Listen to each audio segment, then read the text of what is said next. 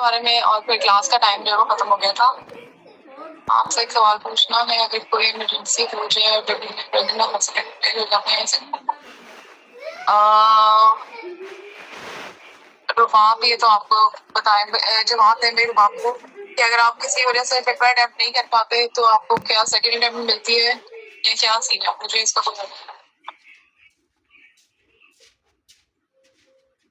को पता है कि रुबाब जो पूछ रही है इसका जवाब?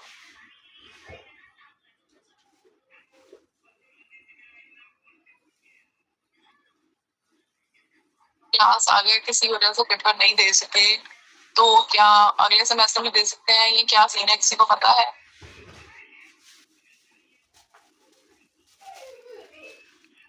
अरे बाबा, आप रीजनल ऑफिस कॉल करें और उनसे पूछ लें, यहाँ पे किसी को नहीं पता।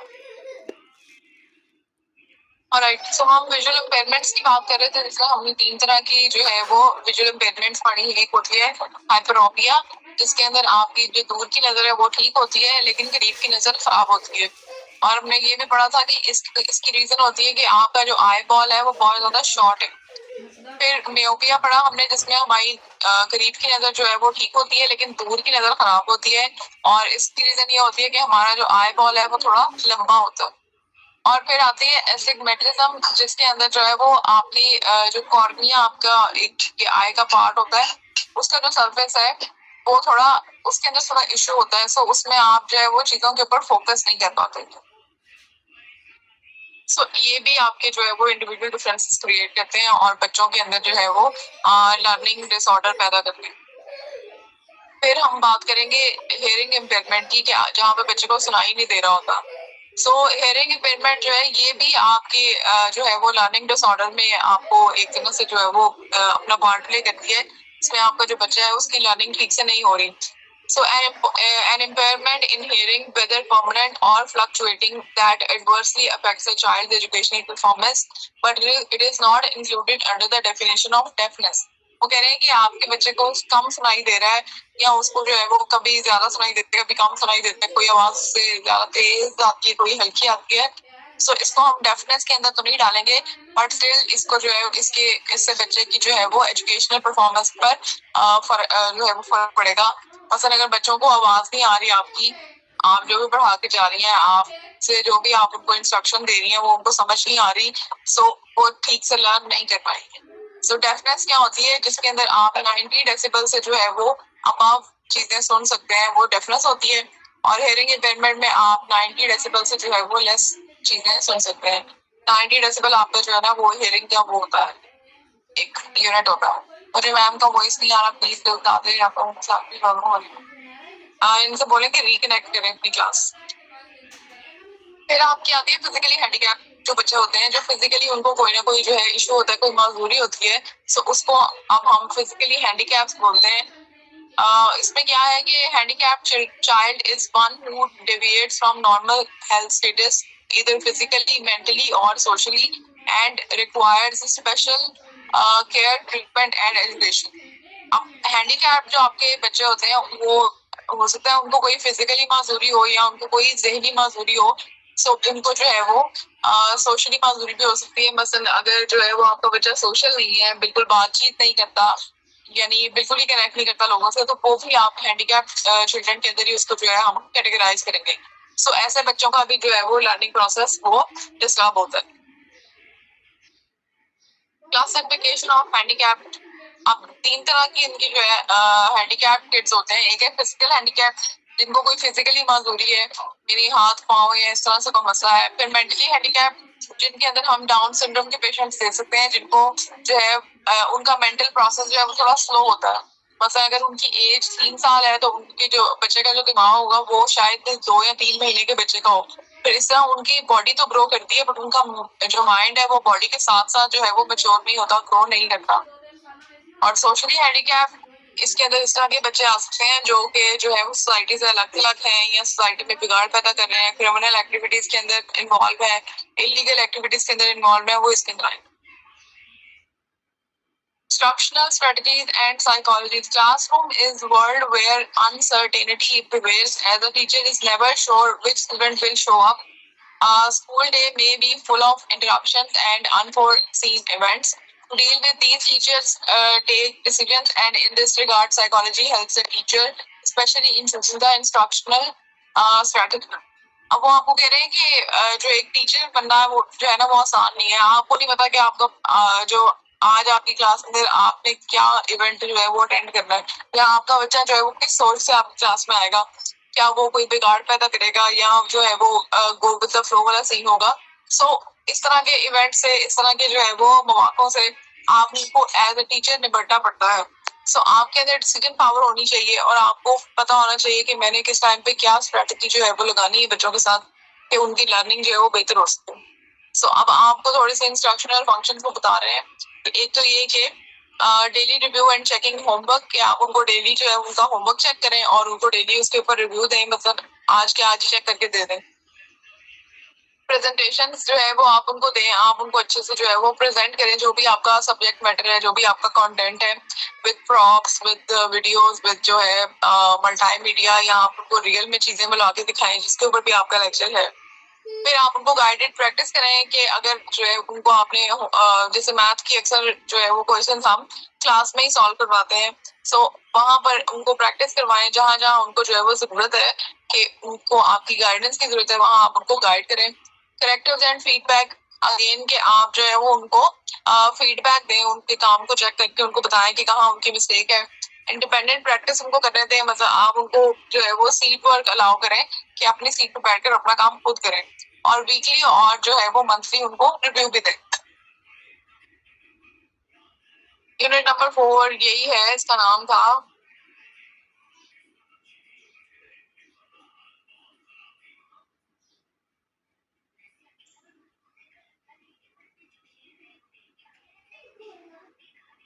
इसका नाम था साइकोलॉजिकल फाउंडेशंस. इसका नाम नहीं था साइकोलॉजिकल फाउंडेशन. ये मेरा ख्याल है लर्निंग एनवायरनमेंट के ऊपर, नाम यहाँ पर उन्होंने मेंशन नहीं किया. इंडिविजुअल डिफरेंसेस एंड लर्निंग का चैप्टर होगा ये आपका. मैं यहाँ शेयर कर रही हूँ आपके साथ इसकी स्लाइड्स पर. हम स्टार्ट करते हैं चैप्टर 5. तो डी क्लास लाजमी है जी. मैम चैप्टर की भी स्लाइड शेयर कर दीजिएगा जो आप पढ़ा रहे हैं. हाँ जी मैंने कर दी है. ये क्या बात होगी इससे बाय मिस्टेक कॉल कट हो जाए तो फिर क्या. नहीं एब्सेंट नहीं लगती है, आप दोबारा कनेक्ट करेंगे तो आपकी वहीं से क्लास स्टार्ट हो जाएगी. सो ये चैप्टर यहाँ कंप्लीट हो गया. किसी का कोई सवाल है तो प्लीज पूछें, वरना फिर हम जो है वो फर्दर आगे चलें.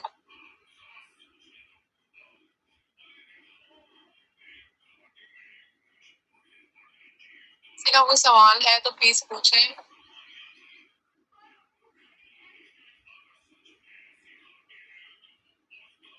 ओके यूनिट नंबर 3 की भी मैं सेंड करूंगा.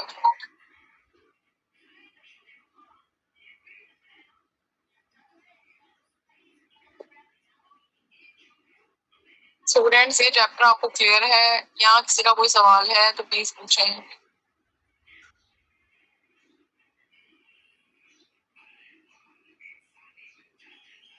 मैं तो नहीं बताती हूँ कि ये जितने भी आपके टॉपिक साइट्स के अंदर हैं ये इम्पोर्टेंट ही है.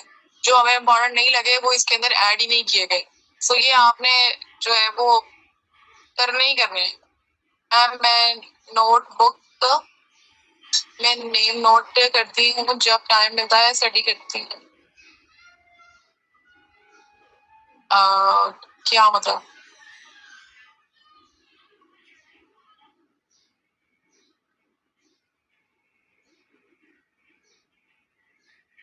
नेम किस चीज का नोट करती हैं आप सवाल?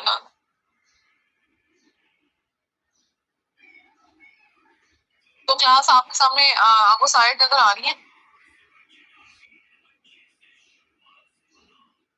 और पिछला जो चैप्टर था उसका नाम था साइकोलॉजिकल फाउंडेशन. और अब हम बात करेंगे socio economic foundation of education. तो सोशियो इकोनॉमिक फाउंडेशन क्या है कि आपकी सोसाइटी, आपका इकोनॉमिक स्टेटस, आपकी इकोनॉमी वो किस तरह से एजुकेशन की बुनियाद रखने में आपकी हेल्प करती है, क्या आपके एजुकेशनल गोल्स को जो है वो फुलफिल करने में आपकी हेल्प करती है. इसके बारे में अब हमने जो है वो पढ़ना है. सबसे पहले इंट्रोडक्शन अगर हम ले लें तो यहाँ पर ये बात हो रही है कि education is obviously a reflection of the social, cultural and political conditions that prevail outside. कि आपकी जैसी आपकी सोसाइटी होती है, जैसा आपका कल्चर होता है, जैसे आपकी पॉलिटिकल कंडीशन होती है, इसी के हिसाब से आपका जो है वो एजुकेशन उसको या आपके करिकुलम को जो है वो उसको तरतीब दिया जाता है। मसलन आप जो है वो आपकी सोसाइटी के अंदर या आपके जो है वो जहाँ भी आप रह रहे हैं वहां पर जैसे हमने डेंगू का देखा, तो डेंगू का जो चैप्टर है वो आपके इसमें इंक्लूड कर दिया गया। जब कोरोना वायरस आया तो क्या पॉलिटिकल कंडीशंस थी, क्या उस टाइम जो है वो हम कल्चरल एक्टिविटीज कर रहे थे, क्या सोसाइटी के ऊपर इम्पैक्ट पड़ा था, वो भी आपके सिलेबस में ऐड कर दिया गया। बात ये हो रही है कि आपकी जो एजुकेशन है या जो एजुकेशनल गोल्स है या आपका जो करिकुलम है वो आपकी सोसाइटी के अंदर क्या चीज प्रिवेल कर रही है, आपका कल्चर क्या कहता है, आपकी पॉलिटिकल कंडीशंस कैसी हैं, ये सब कुछ जो है वो इसके अंदर ऐड किया जाता है। It reflects the society, but it has within it the seeds of change, thus can keep pace with the fast changing world. The schools thus are not blind followers of the dictators of the world. वो कह रहे हैं कि ये जो है society में जिस तरह की भी चीजें चल रही हैं, जो स्कूल है उसको वो रिप्रेजेंट करता है, बट स्टिल आपको एज अ स्कूल एडमिनिस्ट्रेटर इतना ब्लाइंडली जो है वो चीजों को फॉलो नहीं करना चाहिए कि जो भी चीज आ रही है सोसाइटी में आपने उसको एज इट इज उठाया और अपने जो है वो करिकुलम में ऐड कर दिया। ये अलग बात है कि हमें जो है वो ये दुनिया तेजी से बदल रही है और हमें इसके साथ साथ जो है वो चलना पड़ेगा, बट स्टिल जो स्कूल है उसको ब्लाइंडली जो है वो एक्ट नहीं करना चाहिए। आपसे नेम पूछा था ना ताकि मैं चैप्टर को खुद से स्टडी करूं, तो नेम था साइकोलॉजिकल फाउंडेशंस ऑफ एजुकेशन। क्या आप मेरा नाम पूछ?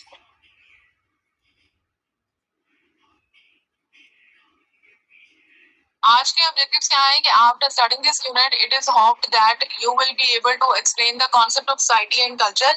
हम देखेंगे कि कॉन्सेप्ट क्या है, सोसाइटी किसको बोलते हैं और कल्चर क्या चीज है।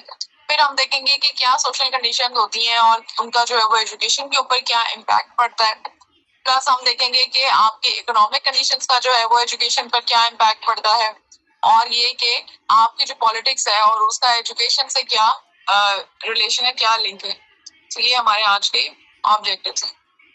सो कॉन्सेप्ट ऑफ सोसाइटी और कल्चर की अगर हम बात करें, मैम को और तमाम कॉन्सेप्ट ऑफ सोसाइटी और की जो है अगर हम बात करें कि सोसाइटी क्या चीज है, so according to this is a collection of individuals who have organized themselves into a distinct group। कि एक ऐसा जो है वो ग्रुप जिसमें डिफरेंट लोग जो है वो शामिल हैं और उन्होंने अपने आप को जो है एक अलग जो है अपनी पहचान दे दी है। जैसे हम देखें कि हमारी डिफरेंट जो सोसाइटीज होती हैं जिनमें हम हाउसिंग सोसाइटी की अगर हम बात करें तो हर हाउसिंग सोसाइटी का एक अपना कल्चर चल रहा होता है। मसलन आपका जो है क्या उसे कहेंगे, मतलब डीएचए की आपकी एक सोसाइटी है, वो डीएचए वालों का अपना कल्चर चल रहा होगा। आपकी लेक व्यू सोसाइटी है, उनका एक अपना कल्चर होगा, वहां पर अलग तरह से सीन चल रहा होगा। असली की जो सोसाइटी होती है उनका अलग चल रहा होता है सीन, यानी उनके अलग रूल्स होते हैं कि यहाँ से इतने बजे के बाद इतने जो है वो गेट्स बंद हो जाएंगे, आपने हर मंथ इतना पे करना है। सोसाइटी क्या है, एक ऐसा ऑर्गेनाइज ग्रुप जिन्होंने अपने आप को जो है वो एक अलग ग्रुप बना लिया होता है दूसरों से, एक कलेक्शन ऑफ इंडिविजुअल होती है, उसको हम सोसाइटी बोलते हैं। Zess also describes culture as a kind of social cement that consists of the characteristics like habits, ideas, attitudes, beliefs and ways of thinking of a particular group of people। So society को उन्होंने कैसे explain किया कि एक group of जो है वो people, जो एक डिस्टिंक्ट ग्रुप है, उसको हम जो है सोसाइटी बोलते हैं। और आपका कल्चर क्या है, ऐसा सीमेंट है जिसके अंदर डिफरेंट हैबिट्स, आइडियल्स और एटीट्यूड और बिलीव्स जो है इनको लेकर चलता है एक पर्टिकुलर ग्रुप। मसलन अगर हम जो है वो पंजाबी कल्चर की बात करें तो पंजाबी कल्चर के अंदर आपकी ड्रेसिंग फर्क होती है, आपकी जो है वो रस्म रिवाज फर्क होते हैं। अगर हम सिंधी कल्चर की बात करें तो उनकी रस्में उनके जो है वो अलग होंगे। अगर हम कैलाश साइड पे चले जाएं उनके अलग तरह के जो है वो रस्म रिवाज होंगे। सो कल्चर जो है वो आपका सोसाइटी टू सोसाइटी वेरी करता है। यस, सकाफत है जो प्रोविंस की अलग होती है, प्रोविंस की नहीं होती है अलग कल्चर, सोसाइटी का कल्चर भी अलग होता है। मतलब मसलन सोसाइटी अपने अंदर जो है वो एक अलग से इवेंट्स जो है वो क्रिएट करती है। मतलब सोसाइटी के इवेंट्स होते हैं ना जिनको हम किटी पार्टीज और इस तरह बोलते हैं। सो कल्चर जो है वो एक सोसाइटी का एक तरह से जो है वो जैसे उन्होंने बोला सोशल सीमेंट है जो सोसाइटी का जोड़ के रखता है कि इस सोसाइटी के वेज, इस सोसाइटी के जो कल्चर हैं वो ये है। भाई जयाद उसका नाम है। कल्चर क्या है? रेनॉल्ड्स और स्किलबैक ने कहा कि जो कल्चर है, it is the idea of culture is rather not the thing but it is a process. So ये जो रेनॉल्ड और स्किलबैक है, इन्होंने कहा कि जो कल्चर है वो एक आइडिया का नाम नहीं है, सॉरी वो एक थिंग का नाम नहीं है, किसी चीज का नाम नहीं है। कल्चर जो है वो एक प्रोसेस है जिसके अंदर जो है main social relationship and resolutions के जो लोगों की क्या सोशल रिलेशनशिप्स चल रहे हैं, उनकी रेजोल्यूशंस क्या है, मतलब उनकी क्या थॉट्स है कि हमें जो है वो फर्दर आने वाले सालों में या आने वाली जिंदगी में हमने क्या करना है, इसको भी हम कल्चर बोलते हैं। Focusing on and coordinating experiences, अगर आप जो है वो एक्सपीरियंसेस जनरेट कर रहे हैं, डिफरेंट जो है वो सेमिनार्स रख रहे हैं अपनी सोसाइटी के अंदर, डिफरेंट जो है वो कल्चर्स को रिप्रेजेंट करने के लिए आप उनको इवेंट्स अरेंज कर रहे हैं, उनको फोकस करना, उन एक्सपीरियंसेस को कोऑर्डिनेट करना, ये भी कल्चर है।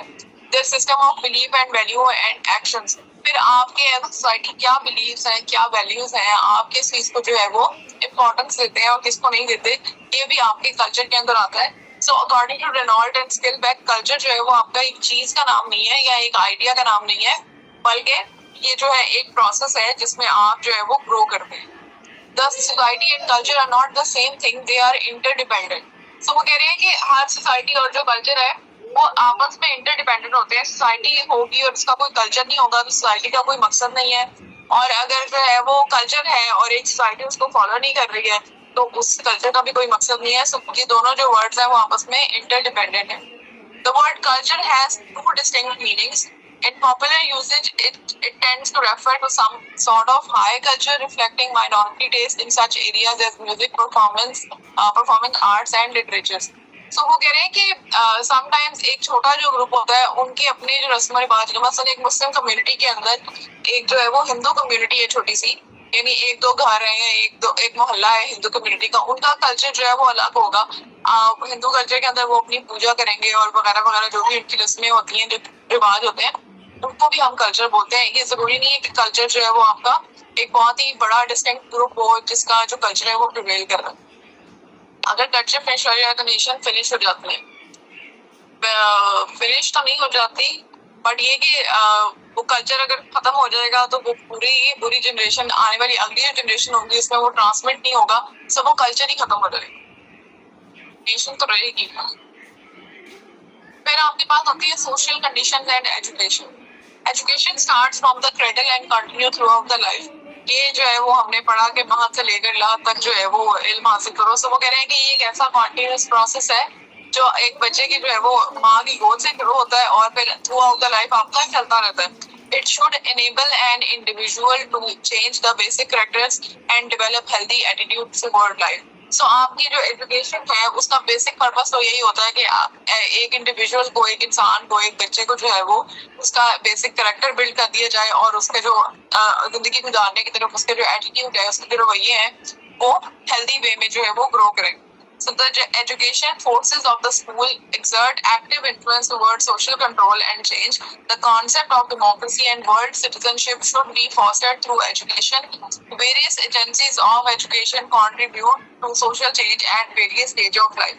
So वो कह रहे हैं कि जो आपका स्कूल है, जो आपका स्कूल जिसको हम एजुकेटिव फोर्स बोलते हैं, जिसका आपके ऊपर या आपकी जिंदगी के ऊपर या आपके बच्चे की जिंदगी के ऊपर बहुत ज्यादा असर होता है। तो वो कह रहे हैं कि स्कूल की जो है वो जिम्मेदारी है कि वो डेमोक्रेसी और जो है वो दुनिया किस तरह से चल रही है, सिटीजनशिप क्या है, उसके ऊपर फोकस करे, ताकि जो आपकी रियल लाइफ प्रॉब्लम है उनको बच्चा जो है वो फेस करे और उसके अंदर सोशल रिफॉर्म्स पैदा कर सके, उसके अंदर चेंज लेके आ सके।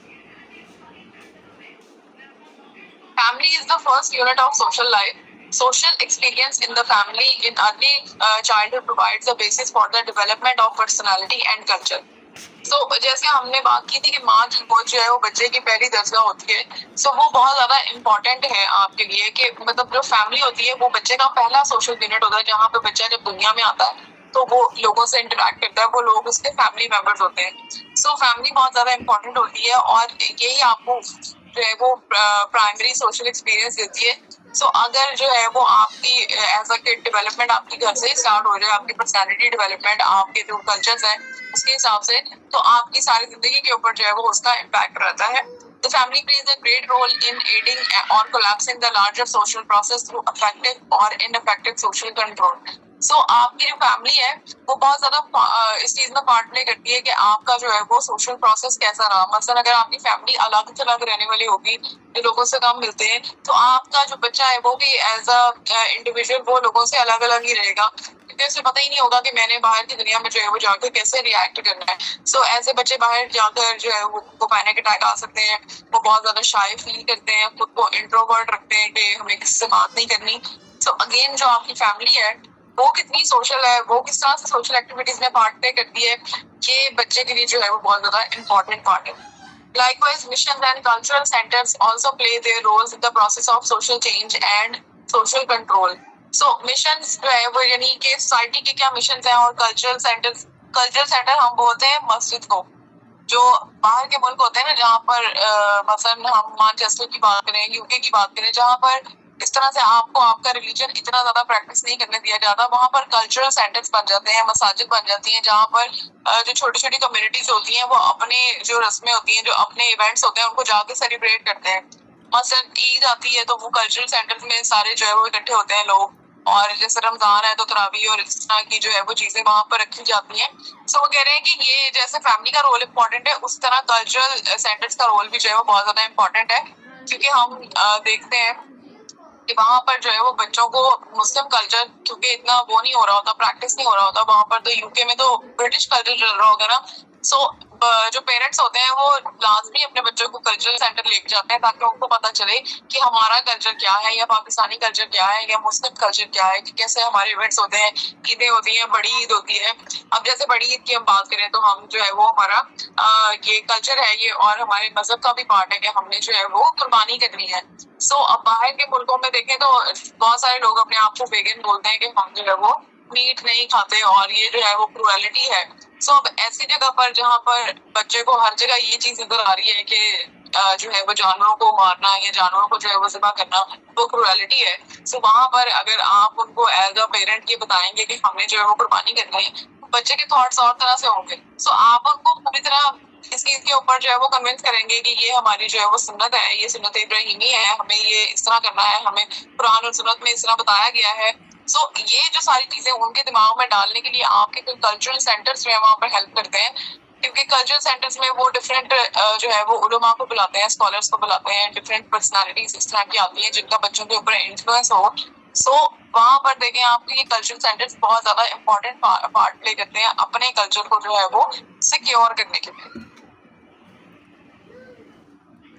Education is expected to change the values and attitudes of the people and to create in them an urge or the necessary motivation for social change. So वो कह रहे हैं कि जो आपकी एजुकेशन है उससे यही तवक्को की जा सकती है कि आपके बच्चे के अंदर या लोगों के अंदर वो इस तरह की पॉजिटिव वैल्यूज और एटीट्यूड ऐड करेगी जो कि सोशल चेंज के अंदर जो है वो आपको मोटिवेट कर सके आपके बच्चे को कि मुझे बाहर की दुनिया में जाकर कुछ चेंज पैदा करना है, कुछ पॉजिटिव जो है वो रिफॉर्म्स करनी है। It is generally believed that education will provide necessary training in skills and occupations and thus produce the needed competent personnel for manning the different specialization jobs in modern industrial, business, educational and research establishment. कह रहे हैं कि generally हम education का मतलब क्या निकालते हैं कि ये आपके बच्चे को जो है वो अपने फ्यूचर की किसी भी जो है वो डिग्री के अंदर इतना स्किल्ड कर दे, इतना ट्रेन कर दे कि वो बड़ा होकर या इस स्कूल से बाहर जाकर जो है वो या इस डिग्री को कंप्लीट करके वो अपने आप को जो है वो एक कॉम्पिटेंट इंसान प्रूव कर सके, चाहे वो किसी इंडस्ट्रियल जॉब में जा रहे हैं या वो किसी बिजनेस की जॉब में जा रहे हैं या वो किसी एजुकेशनल या रिसर्च के जो है वो एस्टेब्लिशमेंट के अंदर जा रहा है। ये सब जो है वो आपको आपकी एजुकेशन से एक्सपेक्ट किया जाता है generally. So education is considered to be an important instrument of assisting people in knowing their weaknesses and enabling them to gain necessary knowledge in order to achieve progress in various spheres of their life in a systematic and consistent manner.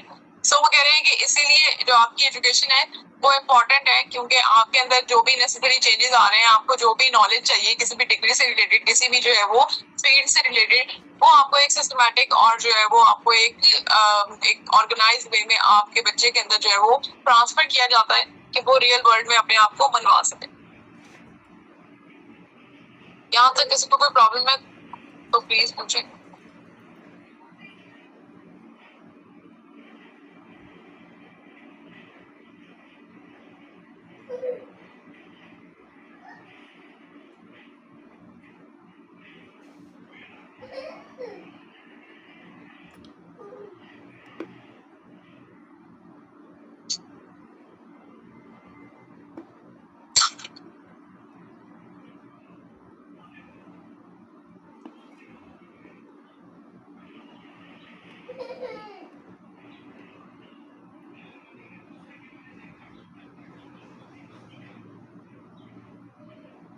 Alright, तो अभी हमने बात की थी society की, कैसे जो है वो कल्चर और सोसाइटी आपके एजुकेशन की फाउंडेशन जो है वो बनाती है या उसकी बुनियाद रखती है, क्या उनका जो है वो क्या पार्ट है। अब हम बात कर रहे हैं इकोनॉमिक कंडीशंस की आपकी। Social economic conditions of a country has a great bearing on the education system of a country. 2 points must be understood very clearly. Schools are part of a society and not apart from it. Schools can be understood only within an understanding of the society they reflect. वो कह रहे हैं जो आपकी country की social economic status होता है ना, या जो भी सोशल इकोनॉमिक कंडीशन होती है, वो भी आपके एजुकेशन सिस्टम के ऊपर जो है वो बहुत ज्यादा असरअंदाज होती है। ये 2 पॉइंट्स तो बिल्कुल क्लियर हो जाने चाहिए सबको कि जो स्कूल है वो सोसाइटी का पार्ट होता है और सोसाइटी से अलग नहीं कंसीडर किया जाता। सोसाइटी के अंदर जो भी चीजें, जो भी जो है वो इवेंट्स या जो भी चेंजेस आ रहे होते हैं, उससे आपका जो स्कूल है वो फुली अंडरस्टूड होता है और फुली उससे जो है वो वाकिफ होता है और अपने आप को उस तरह से ढाल लेता है। तो स्कूल जो है वो आपकी सोसाइटी का मिनिएचर जो है वो एक तरह से कॉन्सेप्ट है।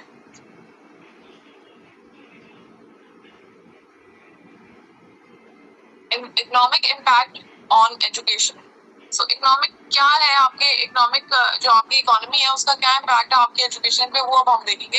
Economic conditions, policy systems are important external factors that constitute educational environment in a country. वो कह रहे हैं कि जो आपकी इकोनॉमिक कंडीशन होती है, जो भी आपकी पॉलिसीज होती हैं, जैसे आपका जो बजट है वो चेंज होता है, उसके अंदर बताया जाता है कि आपका जो है वो एजुकेशन का कितना जो है वो रखेंगे, हम इस दफा हिस्सा रखेंगे, या कितना बजट जो है वो एजुकेशन के लिए मुख्तस किया गया है, कैसे कैसे जो है वो चेंजेस आएंगे। सो ये सारी चीजें आपकी एजुकेशनल जो है वो इन्वायरमेंट और एजुकेशनल की जो फील्ड है उसके ऊपर इम्पैक्ट करती है। फिर income of people and their purchasing power influences that demands for education. फिर आपकी जो इनकम है कि लोग जो है वो कितना कमाते हैं, ज़ाहिर है अगर आपकी जो है वो इनकम इतनी होगी कि आप अपने बच्चे को जो है वो अच्छे स्कूल में डाल सकें, आप उसकी अच्छी जो है वो एजुकेशन दे सकें उसको, तो इसका भी जो है वो आपकी एजुकेशन पे इम्पैक्ट पड़ता है। Education, the up of collaboration with foreign universities, exchange of students and faculty members from one country to another country, also influence of education environment. फिर आपने देखा होगा कि यूनिवर्सिटी से जो है वो हमारे टीचर्स बाहर के मुल्क जाकर पढ़ा रहे हैं और बाहर के मुल्क से टीचर्स हमारी यूनिवर्सिटीज में आकर पढ़ा रहे हैं। सो इस तरह से कोलैबोरेट करते हैं हम फॉरेन यूनिवर्सिटीज के साथ, या हमारे स्टूडेंट्स वहाँ जा रहे हैं स्कॉलरशिप पे, उनके स्टूडेंट्स हमारे यहाँ स्कॉलरशिप पे आ रहे हैं। सो इसका भी इम्पैक्ट पड़ता है आपकी जो है वो एजुकेशन पे। सो अगर आपकी इकोनॉमी ही इतनी कोलैप्स की भी होगी तो आपके साथ कोई भी जो है वो मुल्क अपने फॉरेन यूनिवर्सिटी जो है वो कोलैबोरेट करने के लिए तैयार नहीं होगी। सो इसलिए भी ये इम्पोर्टेंट है। फिर education loan facilities available for student from public sector banks for higher studies, it is also available for educational institutions. वो कह रहे हैं कि अगर जो है जैसे हमें लोन चाहिए होता है, हम स्टडी के ऊपर लोन उठाते हैं, सो जो है वो अगर आपके मुल्क की इकोनॉमिक कंडीशन इतनी अच्छी नहीं होगी तो उस तरह के मामला में भी जो है वो आपको प्रॉब्लम होगी। एक सेकंड जरा हुआ है।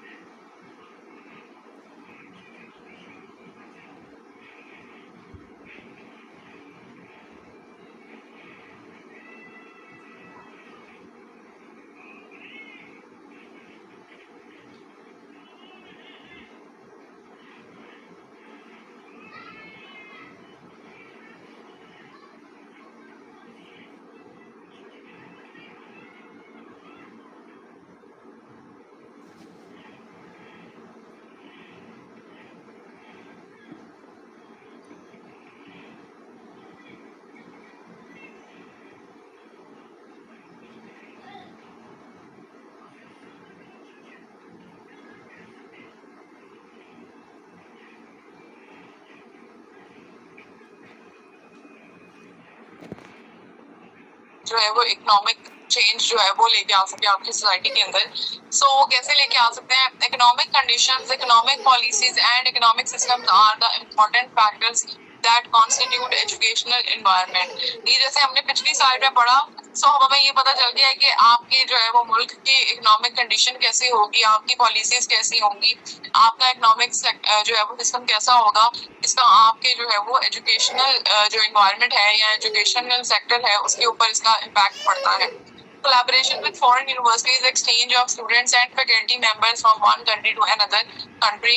So हम जो है वो इस तरह से अपनी इकोनॉमी को बेहतर कर सकते हैं कि हम जो है वो फॉरेन कंट्रीज के साथ कोलैबोरेट करें, उनके स्टूडेंट्स यहाँ पर आए और हमारे स्टूडेंट्स वहाँ पर जाएं। पहले ऐसे होता था बहुत ज्यादा कि हमारा यहाँ एजुकेशन सिस्टम इतना जो है वो स्ट्रॉन्ग था कि वहाँ से लोगों की स्कॉलरशिप्स लगती थी और वो हमारे मुल्क में आके पढ़ते थे।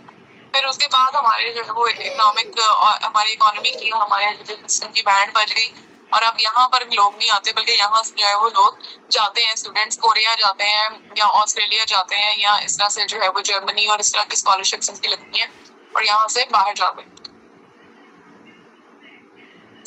फिर हम बात करेंगे पॉलिटिक्स एंड एजुकेशन की। पॉलिटिक्स का भी आपकी एजुकेशन पे जो है वो फर्क पड़ता है। Educational system operates in a political context. आपका जो एजुकेशन सिस्टम होता है वो पॉलिटिकल कॉन्टेक्स्ट के हवाले से ही जो है वो अपने आप को ऑपरेट करता है या उसके हिसाब से ही चलता है। मतलब आप लोगों ने आजकल देखा होगा कि हमारी बुक्स के अंदर जो है वो नवाज शरीफ और मरियम नवाज और इस तरह का कंटेंट ऐड कर दिया गया है जो कि इररेलेवेंट है। मसलन हमने जो है वो एज अ स्टूडेंट क्यों पढ़ना है कि जो है वो नवाज शरीफ का क्या स्टेटस था और उनका लाइफ बैकग्राउंड क्या था। मसलन कायदे आजम इलाहाबाद तो क्योंकि उन्होंने ये मुल्क बनाया तो उनका पढ़ना तो हमारे लिए जरूरी है, बट इसकी क्या जरूरत थी।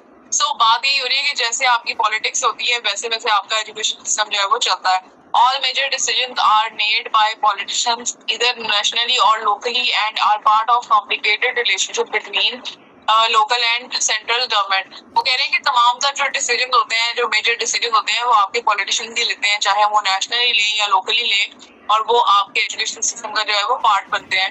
द ओवरराइडिंग पावर और of elected members of parliament and local councils to decide the allocation of resources, the structure of school system, the procedures relating to the appointment and promotion of teachers, their pay and condition of services is part of responsibility of the government. तो ये government की जो है वो responsibility है कि आपके जो है वो स्कूल सिस्टम के अंदर किस तरह की रिसोर्सेज चाहिए। जैसे हम यहाँ गवर्नमेंट स्कूल की बात कर रहे हैं, उनको क्या रिसोर्सेज चाहिए, उनको कैसे फैकल्टी मेंबर्स चाहिए, उनको जो है वो टीचर्स की प्रमोशन करनी चाहिए, टीचर्स की पे या जो है वो उनकी कंडीशन को बेहतर बनाया जाए, कि सारा गवर्नमेंट लेवल के ऊपर जो है वो डिसीजंस लिए जाते हैं।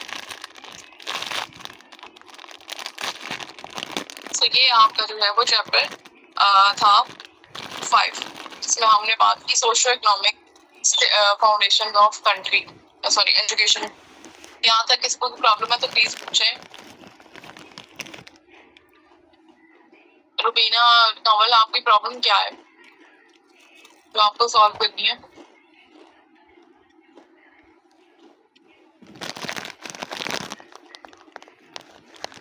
इसकी साइड मैं आपके साथ यहाँ शेयर कर रही हूँ, चैप्टर नंबर 5। नेक्स्ट चैप्टर हम जो स्टार्ट करने लगे हैं that is about aim, objectives वगैरह वगैरह। वो भी आपका चैप्टर जो है वो इंटरेस्टिंग है। इसमें हमने टेक्सोनॉमी इसको पढ़ना है आज, ब्लूम टेक्सोनॉमी क्या होती है और वगैरह वगैरह। मेरे तो समझ नहीं आ रहा। 8655 क्या सब्जेक्ट है?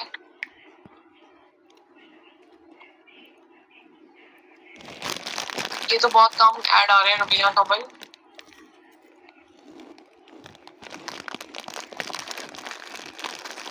वरना तो वो आपकी चैट ऊपर कहीं निकल जाती है और यहाँ पर वो भेजते जाते हैं, देखते जाते हैं aids. Curriculum and instructions, okay. Curriculum and instruction भी काफी ड्राई सब्जेक्ट है, जैसे फिलॉसफी भी थोड़ा ड्राई सब्जेक्ट होता है। सर पढ़ाते जाते हैं और हम सीखते जाते हैं। रिप्लाई नहीं दे रहे सर, उन्होंने आपके साथ स्क्रीन शेयर की हुई है या साइड शेयर करते हैं?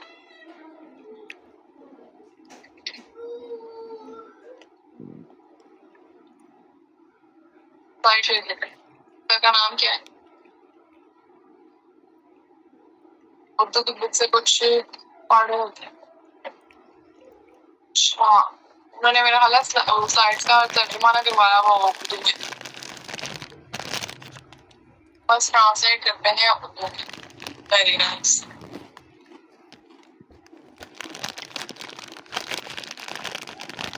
तो आप उनको बोलें कि हमें समझ नहीं आ रहा, या आप उनसे क्वेश्चंस करें बार बार।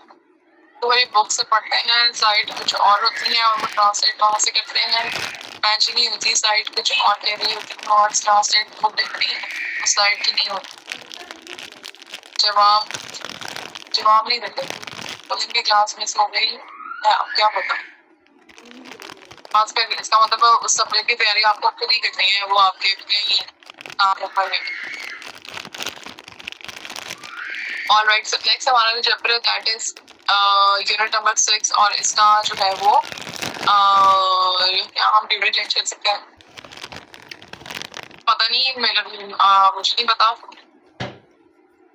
अक्सर ऐसे कभी हुआ नहीं कि मुझे शिकायत है कि और चेंज किया गया हो, बट ये कि आप AIOU को मैसेज तो भेज सकते हैं आधा घंटा, मेरी भी उनकी फर्स्ट क्लास मिल सकती है और फिर उनको जो है वो आप लगाकर स्पीकर पे तो खुद अपने काम शाम किया कर, अगर तैयारी तो आपने खुद ही करनी है अपने subject. So AIIMS of education अब हमने पढ़ने हैं कि एम्स ऑफ एजुकेशन क्या होते हैं या एम जो है वो क्या पार्ट प्ले करते हैं आपकी एजुकेशन सिस्टम के अंदर। सबसे पहले हम इंट्रोडक्शन ले लेते हैं। A philosophy for aims, goals and objectives is essential for an educational system. It provides direction to educational programs. These are the outcomes expected from the school. जैसे हम जो है वो जब हर ये साइड स्टार्ट करते हैं तो मैं शुरू में आपको 3 या 4 ऑब्जेक्टिव पढ़ाती हूँ। सो उनका क्या मकसद होता है कि आपका जो आज का लेक्चर होगा ना वो उन ऑब्जेक्टिव्स को जो है उन ऑब्जेक्टिव्स के ऊपर जो है वो बेस करता है कि हमने इन ऑब्जेक्टिव्स को लेके आज का जो कंटेंट है उसको आपके लिए जो है वो तदबीर दी है। Same is the case with education system. जब भी हम कोई बुक बनाते हैं, जब भी हम कोई करिकुलम या हम किसी क्लास का जो है वो हिसाब सेट करते हैं तो उसके अंदर हम देखते हैं कि हमारे एम्स और हमारे गोल्स और ऑब्जेक्टिव्स क्या हैं कि हमने जो ये सब्जेक्ट पढ़ाना है इसके बाद जो है वो स्टूडेंट अपने आप को किस काबिल जो है वो महसूस करेगा। सो उसके लिए हम जो है वो कोई एम रखते हैं, कोई गोल सेट करते हैं, कुछ ऑब्जेक्टिव सेट करते हैं। सो उन्हीं गोल्स और उन्हीं ऑब्जेक्टिव्स के ऊपर जो है वो स्कूल से फिर ये एक्सपेक्ट किया जाता है कि जब एक क्लास का जो जैसे 8वीं क्लास का निसाब है, 8वीं क्लास का जो बच्चा है जब वो 8वीं क्लास कंप्लीट करके अपना एग्जाम देके निकलेगा तो क्या वो एम, क्या वो गोल्स और ऑब्जेक्टिव जो है वो उसने जो है वो अचीव किए, उसको अटेन हुए या नहीं हुए, इस तरह से जो है वो हम स्कूल से एक्सपेक्ट करते हैं। इस टॉपिक का नाम है AIIMS of education. Educational goals are reviewed continuously by the leaders and the stakeholders in educational process as well as by the society in general. So वो कह रहे हैं कि जो भी हमारे एजुकेशनल गोल्स होते हैं उनको कॉन्टिन्यूसली हमारे जो लीडर्स होते हैं, जो भी हमारा मसलन जैसे हमारे एजुकेशन लीडर होते हैं, जो एजुकेशन मिनिस्टर होते हैं, वो उसको लेकर चल रहे होते हैं, इसको कॉन्टिन्यूसली रिव्यू कर रहे होते हैं। क्या हमारे स्टेक होल्डर्स उस प्रोसेस को जो है वो देख रहे होते हैं। स्टेक होल्डर जो है वो किसी को पता क्या होता है? असल एजुकेशन में आपका स्टेक होल्डर कौन है?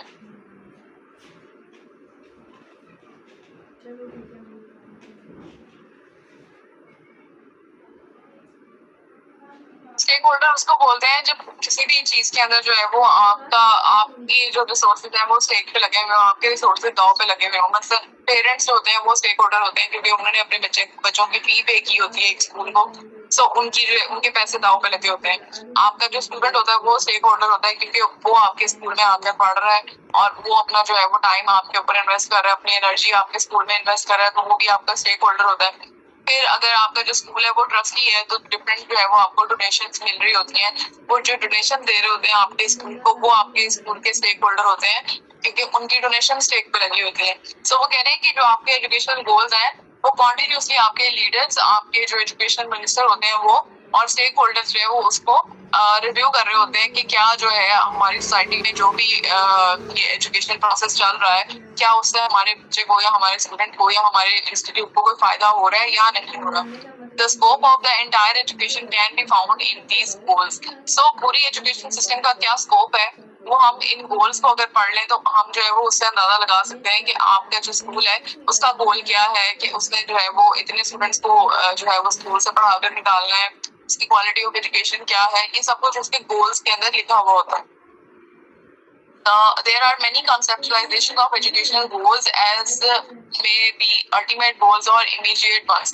कुछ goals ऐसे होते हैं जो ultimate goal होते हैं, जैसे जो आपको फौरन जो है वो जो फौरन आपको अचीव नहीं होते हैं, आपको at the end of the session achieve होते हैं.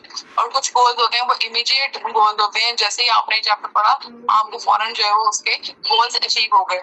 So ultimate goals are those goals which guide school experiences over long duration, while immediate goals are those that guide a school for relative short duration. So आपके जो immediate goals हैं वो आपको short duration में ही achieve हो जाते हैं, और जो आपके ultimate goals हैं उसके लिए आपको थोड़ा सा time duration जो है वो चाहिए होता है. अब ये जैसे आपके ऑब्जेक्टिव हैं, आगे का जो हमारा पार्ट है उसमें हम देखेंगे एम, गोल और ऑब्जेक्टिव के वर्ड में जो है वो क्या फर्क है. तो अभी ऑब्जेक्टिव्स हमारे आज के चैप्टर के क्या है कि आपको जो है वो पता चल जाएगा, प्रिसाइज डेफिनेशन पता चलेगी एम की, गोल की और ऑब्जेक्टिव की. फिर हम देखेंगे कि जो ब्लूम अप्रोच है, ब्लूम टेक्सोनॉमी है, मतलब आज हमें टेक्सोनॉमीज को जो है वो रीड आउट करना है, उसका जो है वो उसके ऑब्जेक्टिव्स क्या थे और उसको किस तरह से हमने लेके चलना है. फिर हम डिस्कस करेंगे the process of setting behavioural objective. So आज के लेक्चर में हमने अफेक्टिव डोमेन, कॉग्निटिव डोमेन और ब्लूम टेक्सोनॉमी पढ़ी. Highlight the influence of report of commission on national education 1959 on educational system.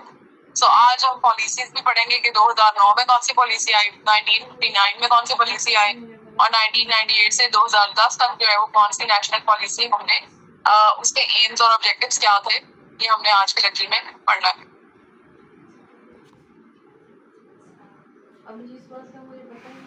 So aim, goals and objectives क्या है? Teaching is a practical activity and like any practical activity it must have some aim or set of aims. वो कह रहे हैं जो teaching का आपका जो प्रोसेस है वो एक प्रैक्टिकल एक्टिविटी है.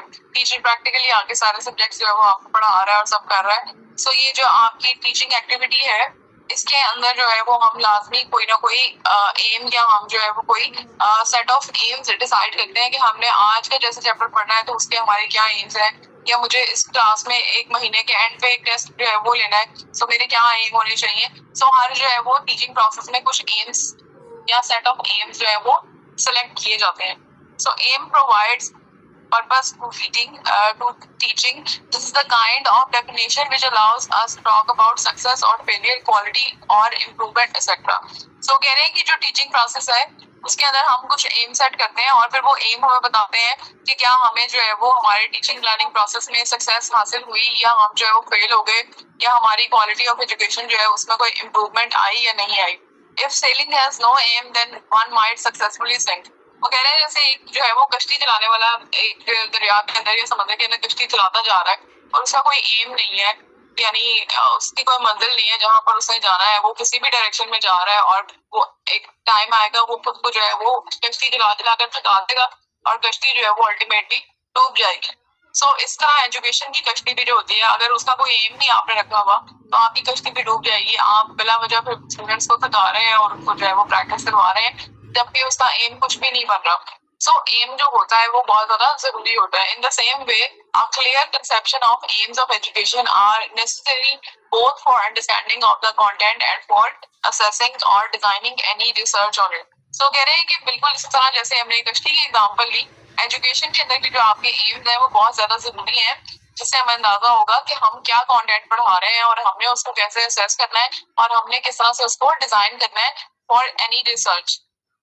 If we do not know the aim of education, how can we assess whether any person has become successfully educated, whether the way we are educating the children is effective, and whether this is appropriate research or not. So Koyna ने इसको ऐसे explain किया, उन्होंने कहा कि अगर हमने जो है वो एम सेट नहीं किए होंगे तो हमें कैसे पता चलेगा कि जो हम पढ़ा रहे थे वो बच्चे ने पढ़ लिया, वो उनको अच्छे से समझ आ गया, या हम कैसे असेस करेंगे जो भी हमने असेस करना था. अगर हमारा एम ही नहीं होगा तो हम कैसे असेस करेंगे चीजों को. सो ये जो है वो आपका जो एम और ऑब्जेक्टिव है ये होना जरूरी है.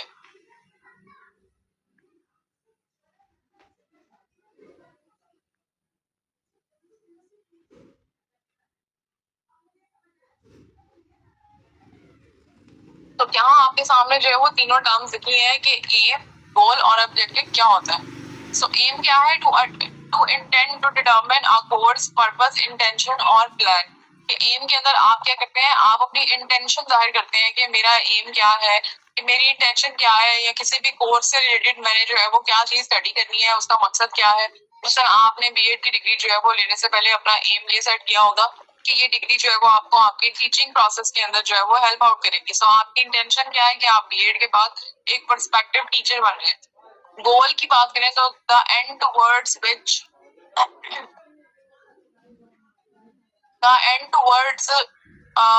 which effort is directed a condition or state to be brought about through a course of action।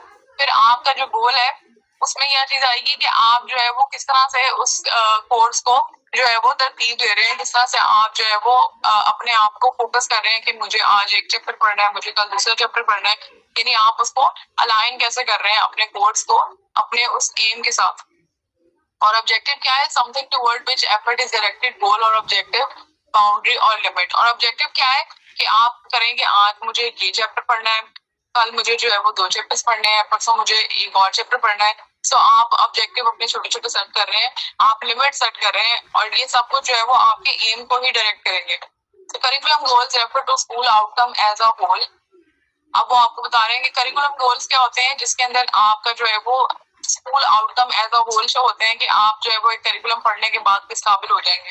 Goals are derived from aims and aim indicate the direction while a goal points the actual destination. तो वो कह रहे हैं M जो है वो आपकी direction है, और जो आपका गोल है वो आपको एक्चुअल डेस्टिनेशन बताता है कि आपने जो है वो क्या अचीव करना है इसके बाद। सेवरल गोल्स में बी डिराइव्ड फ्रॉम एम। सो एक ही एम के अंदर जो है वो आप सेवरल गोल्स भी जो है वो ड्राइव कर सकते हैं। मसलन जैसे हमने बात की कि आपका एम था कि आपने बीएड की डिग्री हासिल करने के बाद जो है वो पर्सपेक्टिव टीचर बन जाना है। अभी इसके बीच में आप साइकोलॉजी पढ़ रहे हैं, आप फिलॉसफी पढ़ रहे हैं, आपको डिफरेंट तरह से जो है वो एक्सपीरियंसेस हासिल हो रहे हैं। जैसे आप ह्यूमन लर्निंग एंड डेवलपमेंट का कोर्स अगर पढ़े, मेरा ख्याल है आपका अभी वो ऑफर नहीं हुआ होगा, वो पढ़े हैं, उसमें हम देखते हैं कि एक जो बच्चा है वो किन किन स्टेजेस से जो है वो गुजर कर ग्रो करता है। तो हो सकता है आप में से कोई मैरिड हो और उसके बच्चे वगैरह हो, सो उसको उसमें भी वो हेल्प आउट करेगा कि मैंने अपने बच्चे की जो है वो कैसे अच्छे से तरबियत करनी है। एम तो आपका यही था कि आपने जो है वो डिग्री हासिल करनी है, लेकिन उसके साथ साथ आपकी कितनी अच्छी जो है वो क्या हो सकेंगे, बीच में आपकी और भी स्किल्स पॉलिश हो रही हैं।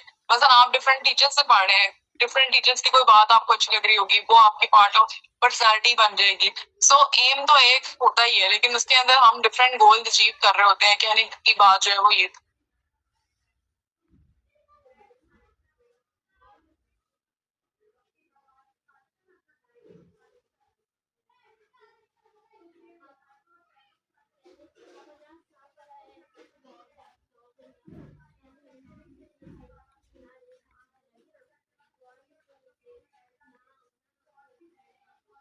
Leonard and Oates mentioned that goals serve two main purpose. So ये जो लियोनार्ड है उन्होंने बोला कि जो आपके गोल्स होते हैं वो 2 पर्पस सर्व करते हैं। क्या? They help us to put concepts in writing and indicate what the learner must know at the end of the course. वो कह रहे हैं कि एक तो ये आपके टर्मिनल गोल सेट करते हैं कि आप जो है वो जब लर्नर जो है वो कोर्स हासिल कर लेगा तो एट द एंड उसको जो है वो क्या चीज हासिल होगी, या वो क्या कॉन्सेप्ट जो है वो हासिल करेगा। सो हम इनको जो है वो राइटिंग के अंदर इस तरह इंडिकेट करते हैं कि हमारा जो कोर्स है उसका अल्टीमेट गोल जो है वो ये है। और दूसरा क्या है, they help the teacher and other concern to bridge the gap between and aim at a specific objective. और साथ में ये आपकी जो टीचर है उसको भी हेल्प कर रहा होता है कि मसलन अगर जो है वो आपका बीएड का कोर्स है तो टीचर को हेल्प करेगा कि आपके बीएड के कोर्स के अंदर वो क्या क्या चीजें जो है वो ऐड करें। Groundland believes that objectives should be stated first in general terms, understand and appreciate। वो कह रहे हैं कि जो ग्राउंडलैंड था उनका ख्याल था कि आपके जो ऑब्जेक्टिव होते हैं उनको आसान जो है वो लैंग्वेज में या अंडरस्टैंडेबल लैंग्वेज में जो है वो हमें लिखना चाहिए। The teacher should clarify the meaning of this objective by listing a few sample behavior that would be acceptable as evidence that the student has reached the objective. Thus, Groundland system is often used for writing objectives. वो कह रहे हैं कि जो ग्राउंडलैंड है उनका उन्होंने एक सिस्टम प्रोवाइड किया कि ऑब्जेक्टिव हमें कैसे लिखने चाहिए और उसके अंदर वो ये कहते थे कि जो टीचर है वो क्लैरिफाई यानी वो क्लियरली एक अंडरस्टैंडेबल जो है वो लैंग्वेज में अपने ऑब्जेक्टिव लिखे, और वो ये भी लिखे कि कैसे पता चलेगा बच्चे को कि ये ऑब्जेक्टिव अचीव हो गया। मसलन उसका बिहेवियर भी साथ जो है वो मेंशन करे कि अगर एक बच्चा जो है हम उससे कहेंगे ये बहुत मतलब बच्चा जो है वो बहुत ज्यादा मैनर्स वाला है, तो वो मैनर्स उसके कैसे शो होंगे, वो बिहेवियर भी जो है वो पॉइंट आउट करे। मसलन टीचर लिखेगी वो क्लास में पूछ के आता है, वो क्लास से पूछ के बाहर जाता है, वो बाकी बच्चों के साथ बगैर पूछे बातचीत नहीं करता, मेरी बात वो सुन रहा है, तो मैं ऐसे बच्चे को कहूंगी कि अच्छा ये बच्चा जो है वो मैनर्स उसके बहुत अच्छे हैं। तो यहाँ पे यही बात हो रही है कि ऑब्जेक्टिव्स के साथ जो है वो टीचर वो सैंपल बिहेवियर भी जो है वो आपको बताए। So aims are intention, the broader concept, while goal is end and somewhat narrow and objective is time limited end. तो ये मैंने आपको फर्क बताया एक लाइन में कि जो एम्स होते हैं वो आपकी इंटेंशन होती है और एम जो है वो ब्रॉडर कॉन्सेप्ट है। फिर उसके अंदर हम जो है वो गोल सेट करते हैं, गोल हमें बताता है कि एंड पे जो है वो हमें क्या चीज अचीव होगी, और somewhat narrow and objective is time limited and. और ऑब्जेक्टिव क्या है कि आपके टाइम बाउंड है कि हर थोड़े अरसे के बाद आप देखेंगे कि मुझे ये ऑब्जेक्टिव अचीव हो गया, मुझे ये ऑब्जेक्टिव अचीव हो गया, और एंड पे आपको ये सब चीजें जो है वो गोल की तरफ आपके इशारा करें। तो टर्म एम, गोल और ऑब्जेक्टिव क्या है? Aim usually the long term vision, sometime called mission. तो एम क्या है? ये एक ब्रॉडर टर्म है जिसके अंदर आपका लॉन्ग टर्म विजन आता है, जैसे आपने जो है वो बीएड की डिग्री, ये अपना एम आपने जो है वो बनाया है। गोल क्या है? Broad statements of intent, direction and purposes. अब इसके अंदर हम आपको जो है वो ये बता रहे हैं कि आपने क्विज अटेम्प्ट करने हैं, आपने ऐसे वर्कशॉप देनी है, आपने जो है वो पेपर अटेम्प्ट करना है, आपने टीचिंग प्रैक्टिस करनी है। ये हमारे जो है वो छोटे छोटे गोल्स हैं जो आपको आपकी एम की तरफ डायरेक्ट कर रहे हैं। और ऑब्जेक्टिव्स क्या है? Statements that describe specific things to be accomplished to achieve the goals, foundation of management by objectives. और ऑब्जेक्टिव्स क्या है? जैसे हम हर चैप्टर के स्टार्ट में आपको ऑब्जेक्टिव पढ़ा रहे हैं कि आज आपके ये ऑब्जेक्टिव अचीव हो गया, कल का जो लेक्चर होगा उसके ऑब्जेक्टिव अलग होंगे। तो ये सारी चीजें आपको जो है वो टारगेट आपके एम को ही कर रही है, जो कि आपका है बीएड की डिग्री लेना। हो रही है 2 मिनट तक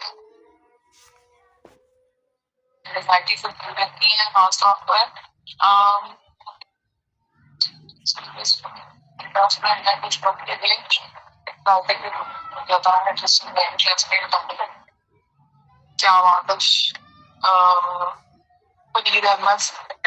I'm glad I could help you. Alright, next हम पढ़ रहे हैं क्वालिटी ऑफ मीनिंगफुल ऑब्जेक्टिव्स। कि मीनिंगफुल ऑब्जेक्टिव्स जो है उनकी क्या क्वालिटीज होती हैं, या हम अपने ऑब्जेक्टिव्स को मीनिंगफुल कैसे बनाएं। An instructional objective, sometimes called behavioral objective, is a statement of skills on concepts which students are expected to know at the end of the some period of instruction. कह रहे हैं कि जो आपके instruction objective होते हैं हम उसको समटाइम्स बिहेवियरल ऑब्जेक्टिव भी बोलते हैं, जो आपको ये बता रहा होता है कि एक खास टाइम पीरियड के बाद आपका जो स्टूडेंट है वो कैसे बिहेव करेगा, या जो है उससे क्या बिहेवियर एक्सपेक्ट किया जा रहा है। Typically an instructional objective is to be stated in such a way that it should make clear how objectives will be measured. कह रहे हैं कि आपका जो इंस्ट्रक्शनल ऑब्जेक्टिव होता है उसके अंदर इसी चीज को जो है वो लिखा जाता है कि हम ऑब्जेक्टिव को इस तरह से क्लियरली लिखें कि हम इसे मेजर कैसे करेंगे। मसलन हम आपको ये सब्जेक्ट्स पढ़ा रहे हैं, ये जो चैप्टर है ये पढ़ा रहे हैं, मतलब जो आपका क्विज होगा ना वो हमारा अल्टीमेट ऑब्जेक्टिव है कि आपको इन स्लाइड्स के बाद जो है वो जो क्विज है वो आप अच्छे से अटेम्प्ट कर सकेंगे, आप जो है वो उसको अच्छे से जो है वो उसमें अच्छे नंबर ले सकें। अब जितने नंबर आपके उस क्विज के अंदर आएंगे वो इस चीज को मेजर करेगा कि क्या हमारा जो ऑब्जेक्टिव था वो हमें अचीव हुआ या नहीं हुआ। सो आपका जो क्विज है वो हमारा अल्टीमेट ऑब्जेक्टिव है फॉर दिस कोर्स अभी, कि आप इन सब को पढ़ने के बाद अपना क्विज अटेम्प्ट कर लें। तो यहाँ पर यही बात हो रही है कि वो जो क्विज के मेजर्ड मार्क्स होंगे ना वो हमें बताएंगे कि क्या हमारा ऑब्जेक्टिव जो है वो अचीव हुआ या नहीं हुआ। What are the characteristics of meaningful stated objective. So क्या होते हैं जो है वो ऑब्जेक्टिव या क्वालिटीज एक मीनिंगफुल ऑब्जेक्टिव के, वो पढ़ते हैं।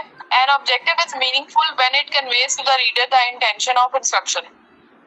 ये जो मैंने आपको क्लास के शुरू में पढ़ाए ये ऑब्जेक्टिव्स, इनका मकसद क्या था कि ये ऑब्जेक्टिव कोई बंदा पढ़ेगा तो उसको पता चल जाएगा कि आज के इस लेक्चर के अंदर क्या चीजें जो है वो लिखी जा रही है।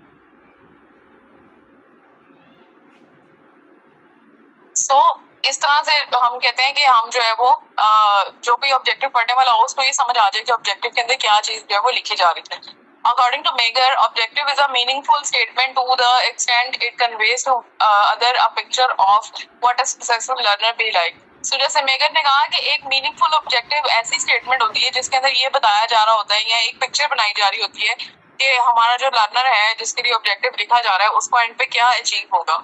Since statement is collection of words and signs, various combination styles may be used to express our intention. A meaningfully stated objective is that which succeeds in communicating our intention. So एक meaningful stated objective क्या है जो आपके intention को जाहिर कर रहा हो कि आपने जो भी objective जो है वो चाहा था कि पूरा हो जाए वो इस statement के अंदर जो है वो झलकना चाहिए.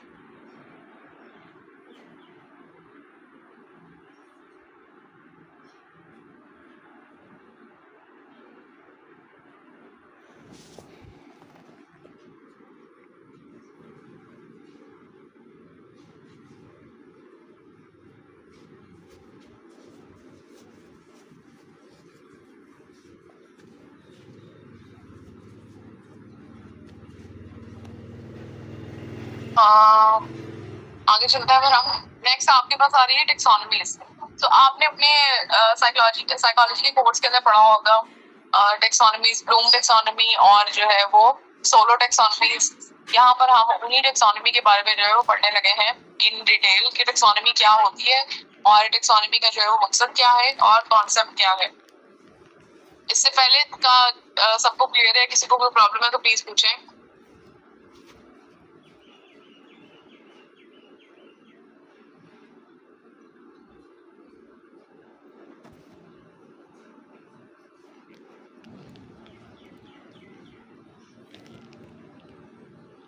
Alright, so what is taxonomy?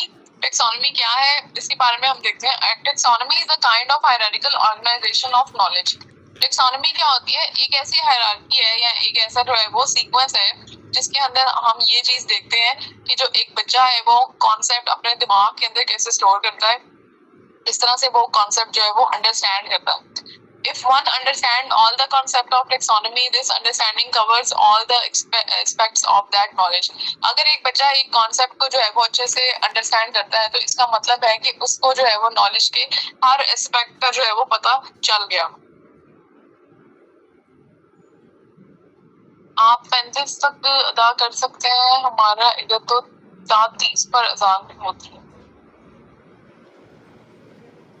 अब यहाँ पे नमाज वाला सीन जो है वो शुरू हो गया है. देखें अब हर किसी के तरफ जो है ना वो अलग अलग टाइम पे अजान हो रही है.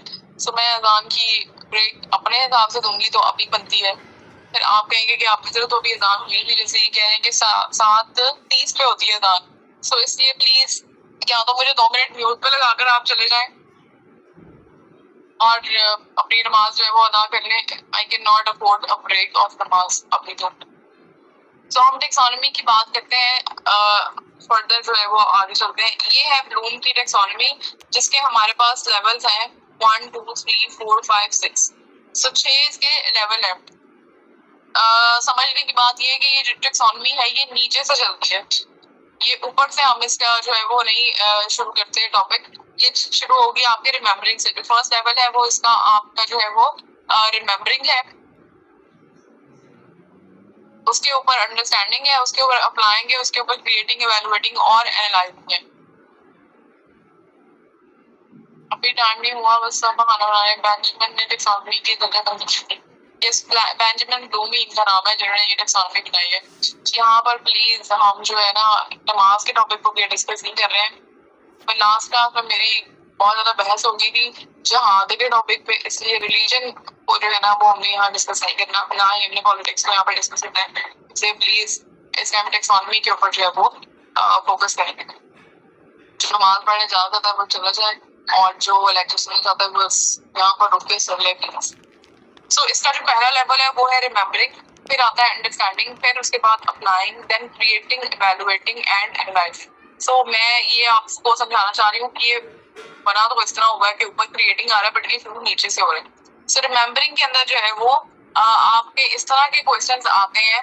मसलन हर जो एग्जाम होता है ना, हर जो पेपर होता है उसके अंदर हम आपकी टेक्सोनॉमी से रिलेटेड जो है वो क्वेश्चन ऐड करते हैं। कुछ क्वेश्चन आपके ऐसे होते हैं जिसके लिए आपको सिर्फ याद दहानी करने की जरूरत होती है, आप रिकॉल करते हैं इंफॉर्मेशन को। जैसे हम आपसे डेफिनेशंस पूछते हैं कि define this this and this, तो आप सिंपली आप अपने बुक में लिखा हुआ कुछ भी जो है वो याद करते हैं और आप उसको लिख लेते हैं, उस क्वेश्चन को अटेम्प्ट कर लेते हैं।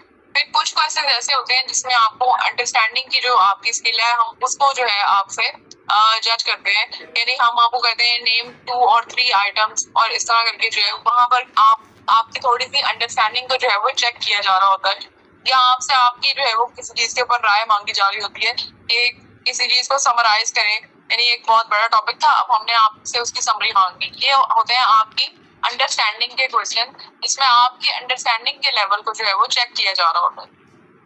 फिर थर्ड में आता है आपका अप्लाइंग की जो आपकी स्किल है कि आप अपने नॉलेज को किस तरह से किसी सिचुएशन में अप्लाई करके हमें जवाब देते हैं।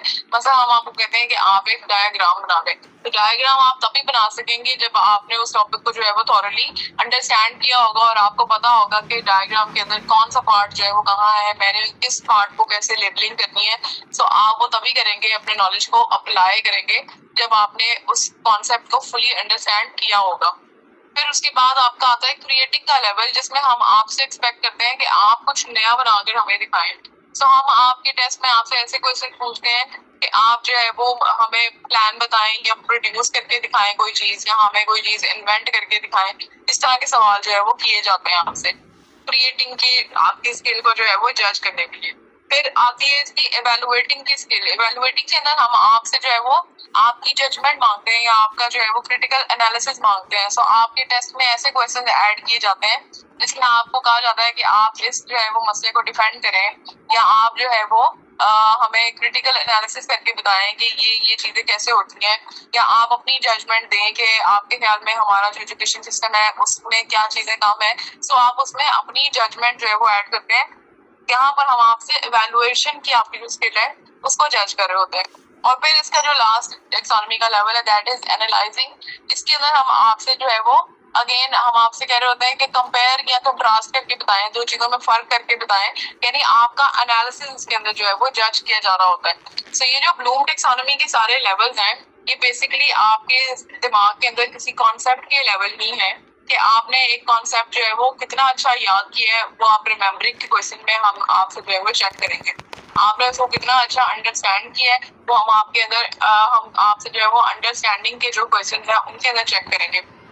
आप अपने जो कॉन्सेप्ट है उसको अप्लाई कर सकते हैं, ये हम आपकी अप्लाइंग की स्किल जो है वो अप्लाइंग के क्वेश्चन के अंदर चेक करेंगे। फिर क्रिएटिंग, इवैल्यूएटिंग और एनालाइजिंग। सो इस तरह से जो है आपका टेस्ट वो इन सारी स्किल्स को मेजर कर रहा होता है, और आपका टेस्ट जो है वो इन सारी स्किल्स को ध्यान में रखते हुए ही बनाया जाता है कि आपका टेस्ट एक एवरेज बच्चा जो है वो भी इसको अटेम्प्ट कर ले, एक ब्रिलियंट स्टूडेंट जो है वो भी उसको अटेम्प्ट कर ले, और जो एक डल स्टूडेंट है उसको भी जो है वो मौका दिया जाए कि वो आपको जो है आपका जो टेस्ट है वो अटेम्प्ट कर सके।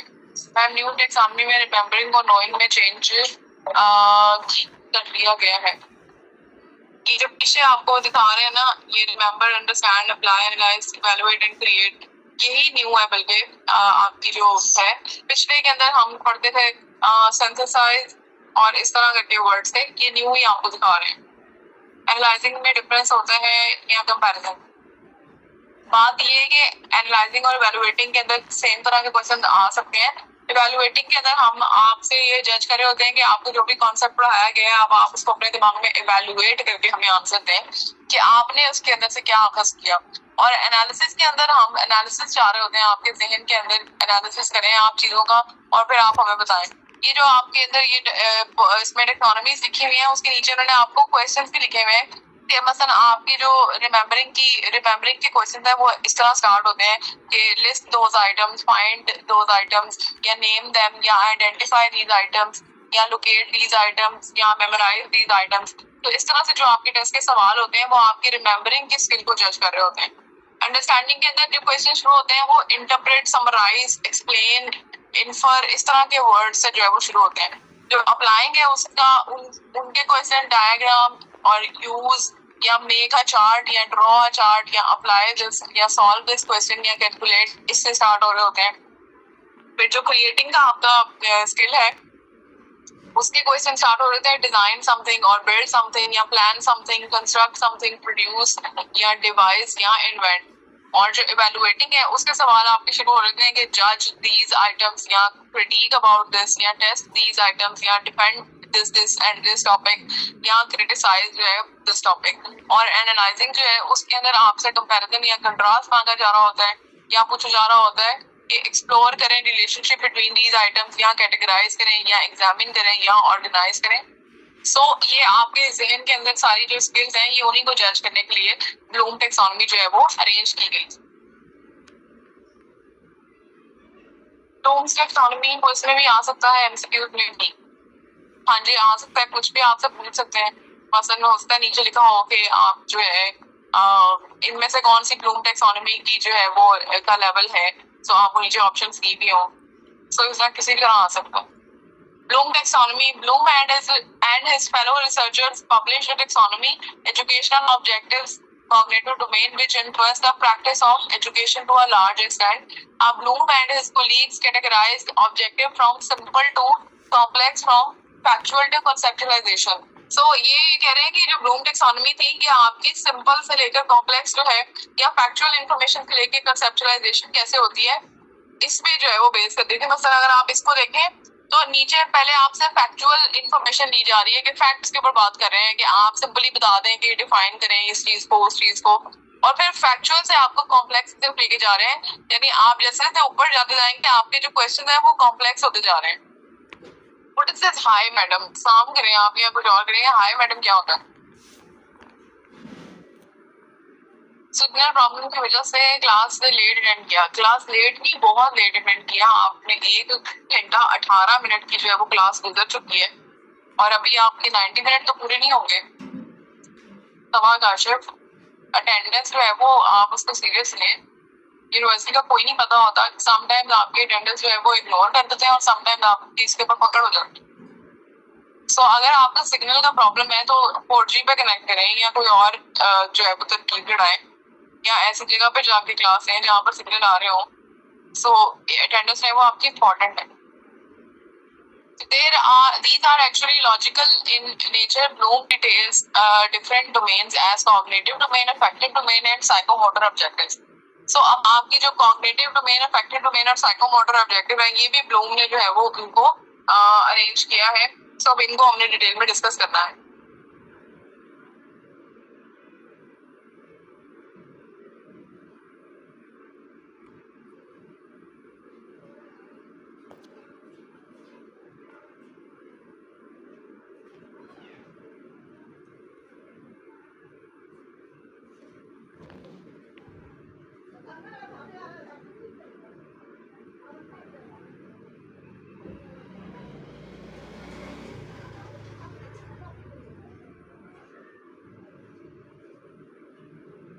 अब हमारे पास सबसे पहले आ रही है कॉग्निटिव डोमेन। अच्छा यहाँ पर एक जो चीज आपको मैं पहले बताऊंगी, कॉग्निटिव का मतलब होता है अंडरस्टैंडिंग। आपका जो दिमाग है वो कैसे चीजों को अंडरस्टैंड करता है, इंटरप्रेट करता है, इसको हम कहते हैं cognitive, cognition, understanding. Cognitive domain आपके मेंटल प्रोसेस को जो है वो डिनोट करती है कि कॉग्निटिव डोमेन के अंदर आपका जो दिमाग है वो कैसे प्रोसेस कर रहा है, आपके दिमाग के अंदर जो है वो नॉलेज किस तरह से बिल्ड हो रहा है और फिर आप उसको किस तरह से एक्सप्रेस कर रहे हैं थ्रू योर लैंग्वेज। इसको हम देखते हैं आपकी कॉग्निटिव डोमेन में। से आपको इस पिक्चर में नजर आ रहा होगा कि कॉग्निटिव डोमेन में आपकी इंटेलिजेंस को चेक किया जा रहा होता है। इंटेलिजेंस में आपकी सोचने की सलाहियत आती है, आप चीजों को या आप किसी मसले को कैसे सॉल्व करते हैं, ये चीज इसके अंदर आती है। आप चीजों को कैसे मेमोराइज करते हैं, ये तीनों चीजें मिलकर आपकी इंटेलिजेंस जो है वो बनाती है। फिर कॉग्निटिव डोमेन में दूसरी चीज आती है आपकी कॉग्निटिव डेवलपमेंट। कॉग्निटिव डेवलपमेंट में क्या है, आपका फिजिकल नॉलेज, आपकी सोशियो कन्वेंशनल नॉलेज या आपका लॉजियो मैथमेटिक नॉलेज। फिजिकल नॉलेज में क्या है कि आपकी जो फिजिकल एक्टिविटीज हैं आपकी, उसके अंदर आपका जो है वो सिस्टम सारा स्मूथ चल रहा है, आप लोगों से अच्छे से बातचीत कर रहे हैं, सोशल आपकी जो स्किल्स है वो बहुत अच्छी है, वो सोशल कन्वेंशनल नॉलेज में आएगा। आपकी लॉजियो मैथमेटिकल स्किल अच्छी है, यानी आप लॉजिकल और मैथमेटिकल जो ऑपरेशन है वो अच्छे से कर पा रहे हैं। ये भी आपकी कॉग्निटिव डेवलपमेंट का पार्ट है। और फिर आपकी आती है लैंग्वेज डेवलपमेंट, ये भी कॉग्निटिव डोमेन का पार्ट है, जिसके अंदर हम जो है वो सिस्टम ऑफ लैंग्वेज देखते हैं, लैंग्वेज के क्या क्या रूल्स थे, आपकी रिसेप्टिव लैंग्वेज क्या होती है, यानी आप जो है वो किस तरह से लोगों की बात को समझते हैं, रिसीव करते हैं, और आपकी एक्सप्रेसिव लैंग्वेज क्या है कि आप किस तरह से अपने बात को एक्सप्रेस करते हैं लैंग्वेज के थ्रू। तो ये जो सारी चीज है वो आपकी लैंग्वेज डेवलपमेंट में आती है। सो आपकी जो कॉग्निटिव डोमेन है उसके 3 एस्पेक्ट्स हैं, एक है आपकी इंटेलिजेंस, एक है आपकी कॉग्निटिव डेवलपमेंट, और एक है आपकी लैंग्वेज डेवलपमेंट। मैम ये एक टीचर के लिए जरूरी है टैक्सोनॉमी में। हाँ जी, कॉग्निटिव डोमेन के अंदर आपके जो है वो डिफरेंट आपके जो है ये डिफरेंट लेवल बता रहे हैं। ये बेसिकली ब्लूम टैक्सोनॉमी वाले ही लेवल थे, जिनको हम 1 बाय 1 आप डिटेल में देखेंगे। सबसे पहले आपके पास आ रहा है नॉलेज का लेवल, जिसको हमने पीछे बोला था अंडरस्टैंडिंग। ये जो रिमेम्बरिंग है ना वो आपकी नॉलेज है, पहले हम रिमेम्बरिंग को नॉलेज बोलते थे। सो ये इन्हीं लेवल्स की बात हो रही है। नॉलेज क्या है? It is the ability to memorise, recall और repeat information presented earlier. It is the lowest level in the taxonomy. For example, list the main tools required to wire a 3-वे switch. वो कह रहे हैं जो knowledge है उसके अंदर आपकी मेमोराइज या रिकॉल की जो आपकी सलाहियत होती है कि आपने चीजें कितने अच्छे से याद की हुई है, उस चीज को जो है वो हम जज करते हैं, या हम जो है वो उस चीज को मेजर करते हैं। जैसे उन्होंने आपको एग्जांपल दी है कि आप सिंपली बताएं कि एक जो मेन टूल होता है उसके लिए कितनी वायर्स जो है वो चाहिए होती है। एक 3-वे जो स्विच है, 3-वे स्विच होता है जिसको हम 3-पिन स्विच बोलते हैं, जिसके 3 टांगे होती हैं, वो हम स्विच में लगाते हैं। वो कह रहे हैं उस 3 वायर स्विच के लिए या 3-वे स्विच के लिए हमें कितनी वायर्स चाहिए।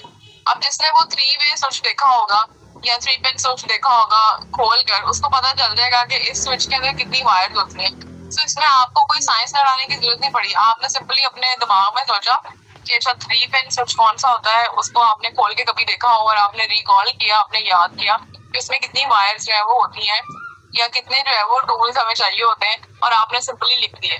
तो ये आपकी नॉलेज की स्किल हमने जज की इस क्वेश्चन के अंदर। फिर आती है कॉम्प्रिहेंशन की स्किल, जिसको हम बोलते हैं understanding. It is an ability to interpret or restate the information or the knowledge. For example, describe the purpose for each of the 3 wires used in connecting a switch. वो कह रहे हैं जो आपकी कॉम्प्रिहेंशन की स्किल है इसके अंदर हम सिंपली आपसे आपकी इंटरप्रिटेशन मांग रहे होते हैं कि आपने जो है वो चीज कितने अच्छे से समझी, कितने अच्छे से उसको अंडरस्टैंड किया। जैसे अब आपसे सवाल किया जा रहा है describe the purpose for each of the 3 wires used in connecting a switch. कि अब आपको पता है कि एक जो स्विच है 3-वे स्विच, उसके अंदर 3 वायर्स होती हैं जिनको हम कनेक्ट करते हैं। तो अब यहाँ पर आपसे उन तीनों वायर्स का पर्पस पूछा जा रहा है। पर्पस आप तभी बताएंगे अगर आपको इस चीज की अंडरस्टैंडिंग होगी कि हर जो वायर है उसका मकसद जो है वो उस स्विच के अंदर क्या था। सो यहाँ पर आपकी अंडरस्टैंडिंग को जज किया जा रहा है। फिर आती है आपके पास एप्लीकेशन की स्किल, जिसको हमने यहाँ पर न्यू नाम दिया हुआ है अप्लाइंग।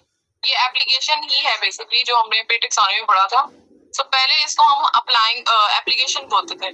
सो एप्लीकेशन क्या है? It is an ability to use और apply knowledge, information, theories, principle और laws to new situation. For example, sketch the procedure used when wiring a 3-वे स्विच। अब वो कह रहे हैं जो एप्लीकेशन है इसके अंदर आपका ऐसा नॉलेज जो है वो जज किया जा रहा होता है जिसमें आपको कोई थ्योरी पढ़ाई गई हो, आपको कोई प्रिंसिपल या कोई लॉ पढ़ाया गया हो, और अब आपको एक नई सिचुएशन के अंदर उस लॉ को अप्लाई करके दिखाना है। सो उसको हम आपकी अप्लाइंग या एप्लीकेशन की स्किल बोलते हैं। मसलन आप जैसे हमने मसला फिसागोरस पढ़ा होता है मैथ में, और हमें सवाल दे दिए जाते हैं कि मसला फिसागोरस को लगाते हुए इन सवाल को अटेम्प्ट करें। सो मसला फिसागोरस आता होगा तो हम उसको अटेम्प्ट कर सकेंगे किसी भी क्वेश्चन के अंदर। अगर हमें वही नहीं आता होगा, हमें उसको अप्लाई करना ही नहीं आता होगा, तो हम उन क्वेश्चंस को अटेम्प्ट नहीं कर सकते। तो जैसे उन्होंने यहाँ पे आपको एग्जांपल दिए कि sketch the procedure used when wiring a 3-वे स्विच। एक 3-वे स्विच को वायर करने के लिए, उसको तरतीब देने के लिए आपको सारा जो प्रोसीजर है उसको लिख कर बताएं। तो वो आप तभी बता सकेंगे अगर आपको उस प्रोसीजर की अंडरस्टैंडिंग होगी। मसलन मुझे तो नहीं पता कि 3-वे जो स्विच होता है उसकी तारें किस तरह से लगती हैं। सो जिसको अंडरस्टैंडिंग होगी इस चीज की, वही इस नॉलेज को अप्लाई करके उसके ऊपर उसका जवाब जो है वो दे सकता है। फिर आपके पास आती है एनालाइज की स्किल, जिसको हम बोलते हैं क्रिएटिंग। जो न्यू ब्लूम टैक्सोनॉमी या रिवाइज्ड टैक्सोनॉमी, उनको क्रिएटिंग बोलते हैं, एनालिसिस। नहीं सॉरी, एनालिसिस को नहीं बोलते हैं, वो तो एनालाइजिंग है, क्रिएटिंग सिंथेसिस को बोलते हैं। सो एनालिसिस के अंदर क्या है कि it is an ability to divide complex knowledge into the separate parts and to recognize the relationship of those parts. For example, calculate the length of wire needed in connecting a three-way switch to a junction box. अब वो कह रहे हैं analysis के अंदर आपकी ऐसी knowledge है जिसके अंदर आप जो है वो चीजों का एनालिसिस करके खुद से समझ कर आप जो है वो एक नई इन्फॉर्मेशन क्रिएट कर रहे हैं या डिफरेंट पार्ट्स ऑफ नॉलेज को जो है वो रिलेट करके बता रहे हैं। जैसे अब उन्होंने आपको बोला एक थ्री वे स्विच को हमने जंक्शन बॉक्स से जो है वो कनेक्ट करना है, लंबी तार चाहिए हो।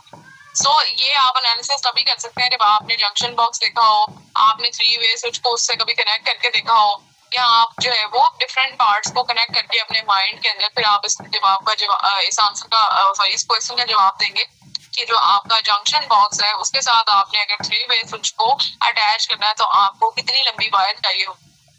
फिर आता है आपके पास synthesis. It indicates the ability to bring together separate elements of knowledge to form new pattern or whole. For example, collect all materials needed to carry out the wiring of a three-way switch. कह रहे हैं synthesis के अंदर आप जो है वो कुछ न्यू चीज क्रिएट करते हैं जिसमें आपको पहले से पता हो कि एक जो टॉपिक है उसके क्या क्या एलिमेंट्स हैं। मतलब आपसे पूछा जा रहा है कि आप जो है वो थ्री वे स्विच को किस तरह वायर करते हैं और उसके लिए आपको क्या क्या मटेरियल चाहिए, वो सारा मटेरियल लिख के बताएं। सो अब आप पूरा मटेरियल लिखेंगे अगर आपको पता होगा कि थ्री वे स्विच के क्या पैटर्न होते हैं, क्या उसकी जो है वो मैकेनिज्म है, उसके लिए कितने हमें वो शू चाहिए, कितने हमें वो जो है स्क्रूज चाहिए, स्क्रू को जो है वो कसने के लिए हमें कौन सा स्क्रू गेज चाहिए, ये सब चीजें आपको पता होंगी, फिर ही आप इसको क्रिएट करके जवाब हमें दे सकते हैं। और फिर आता है आपका इवैल्यूएशन का level. It means the ability to make judgments और अप्रेजल्स बेस्ड ऑन नॉलेज और given criteria. For example, evaluate the quality of three way switch connection with that of a standard product. तो वो कह रहे हैं कि evaluation के अंदर आपसे कंपैरिजन करके चीजें मांगी जाती हैं कि अब आप बताएं कि थ्री वे स्विच की क्वालिटी ज्यादा अच्छी होती है या जो एक नॉर्मल प्रोडक्ट है, जो नॉर्मल स्विच है उसकी क्वालिटी ज्यादा अच्छी होती है। अब आप इसके ऊपर बहस करें। सो अब जब ये जो कॉग्निटिव डोमेन थी ये ब्लूम टेक्सोनॉमी के ही लेवल से, सो इसको ये जो है ना ये ओल्ड लेवल थे। न्यू टेक्सोनॉमी में उन्होंने क्या किया, एनालिसिस और सिंथेसिस है उसको चेंज कर दिया। एनालिसिस को जो है वो एनालाइजिंग की स्किल बता दिया, सिंथेसिस को क्रिएटिंग का नाम दे दिया और इवैल्यूएशन को जो है वो दरमियान में ले आए इन तीनों के अंदर से। सो जो नई टेक्सोनॉमी है वो हमारे पास इस तरह से बन गई। ये जो हमने पीछे पढ़ा था, रिमेम्बरिंग, अंडरस्टैंडिंग, अप्लाइंग, क्रिएटिंग जो है वो सिंथेसाइज को बेसिकली बोल रहे हैं, ये इवैल्यूएटिंग को सेंटर पे ले आए और एनालिसिस को जो है वो हमने एनालाइजिंग का वर्ड जो है वो दे दिया। सो यहाँ तक किसी को कोई प्रॉब्लम है तो प्लीज पूछें। तो ये जो आप लोग इस टाइम आ रहे हैं, अस्सलाम वालेकुम मैम, ये this is not the right time. आधे से ज्यादा क्लास जो है वो गुजर चुकी है, आधे से ज्यादा लेक्चर मैं पढ़ा चुकी हूँ और आप लोग जो है वो इतनी लेट ज्वाइन कर रहे हैं। किसी का कोई सवाल है तो प्लीज पूछें।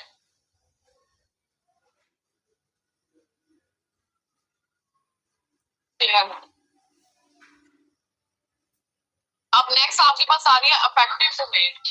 अफेक्टिव डोमेन जो है वो आपकी, इसके अंदर हम इस तरह की बातचीत करते हैं कि आपका जो एक स्टूडेंट है या एक जो इंसान है वो कैसे अपने दिमाग के अंदर चीजें जो है वो डिफरेंट टाइमिंग के ऊपर चीजें रिसीव करता है, कैसे एक कॉन्सेप्ट को रिसीव करके या एक इंफॉर्मेशन को रिसीव करके उस पर रिस्पॉन्ड करते हैं, कैसे हम चीजों को वैल्यू देते हैं, कैसे हम अपने दिमाग में इंफॉर्मेशन को ऑर्गेनाइज करते हैं और कैसे करेक्टराइजेशन करते हैं। ये आपको आपको जो है वो एग्जांपल के साथ हम अभी पढ़ाएंगे तो फिर आपको समझ आएगा कि यहाँ पर क्या बात हो रही है। अफेक्टिव डोमेन क्या है? For making distinction between affective behaviour, truthful design, affective domain of objective. In this domain interest, attitudes, values and appreciations are included. तो अफेक्टिव डोमेन जो है वो बेसिकली आपके इफेक्टिव बिहेवियर्स को शो करती है कि आप किसी सिचुएशन के अंदर किस तरह से रिएक्ट करते हैं, कैसे बिहेव करते हैं। इसको जो है वो हम देखते हैं, इसमें आपके इंटरेस्ट आते हैं, आपके एटीट्यूड क्या है, आप किस चीज को वैल्यू देते हैं, आप किस चीज को अप्रिशिएट करते हैं, ये सारी चीजें जो है वो आपके इफेक्टिव डोमेन में आती हैं। अफेक्टिव में हार्ट का एक्ट होता है, हार्ट का एक्ट होता है क्या अटैक होता है। ट्रूथफुल जो है इन्होंने ये डोमेन इसको प्रेजेंट किया। सबसे पहला इसका जो लेवल है दैट इज रिसीविंग। Receiving में क्या है? This is the lowest level, begins with the student merely receiving stimuli and passively attending to it. It extends to his more actively attending to it. Example: a student listens attentively to an announcement of a forthcoming meeting for the formation of an ecology action group.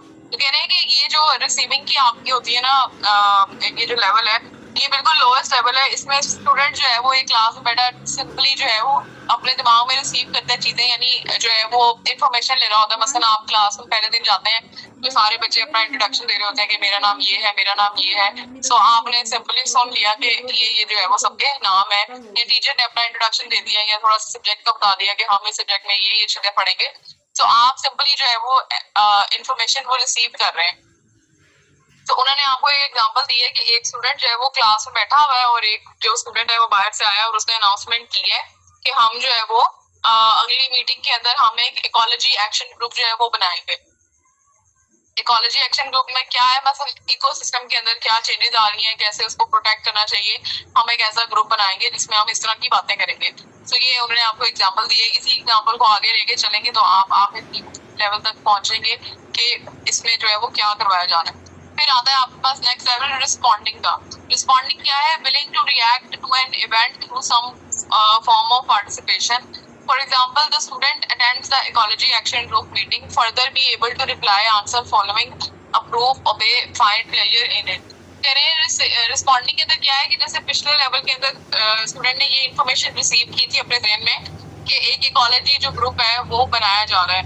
सो अब responding के अंदर क्या होगा कि या तो वो जाके वो ग्रुप जो है वो ज्वाइन कर लेगा और फर्दर जो है वो उस ग्रुप के अंदर जो भी बातें हो रही है उनका रिप्लाई करेगा, तो जो है फॉलो करना है या नहीं करना, उसको उस ग्रुप में मजा आ रहा है या नहीं मजा आ रहा, ये अब रिस्पॉन्डिंग के अंदर जो है वो आएगा।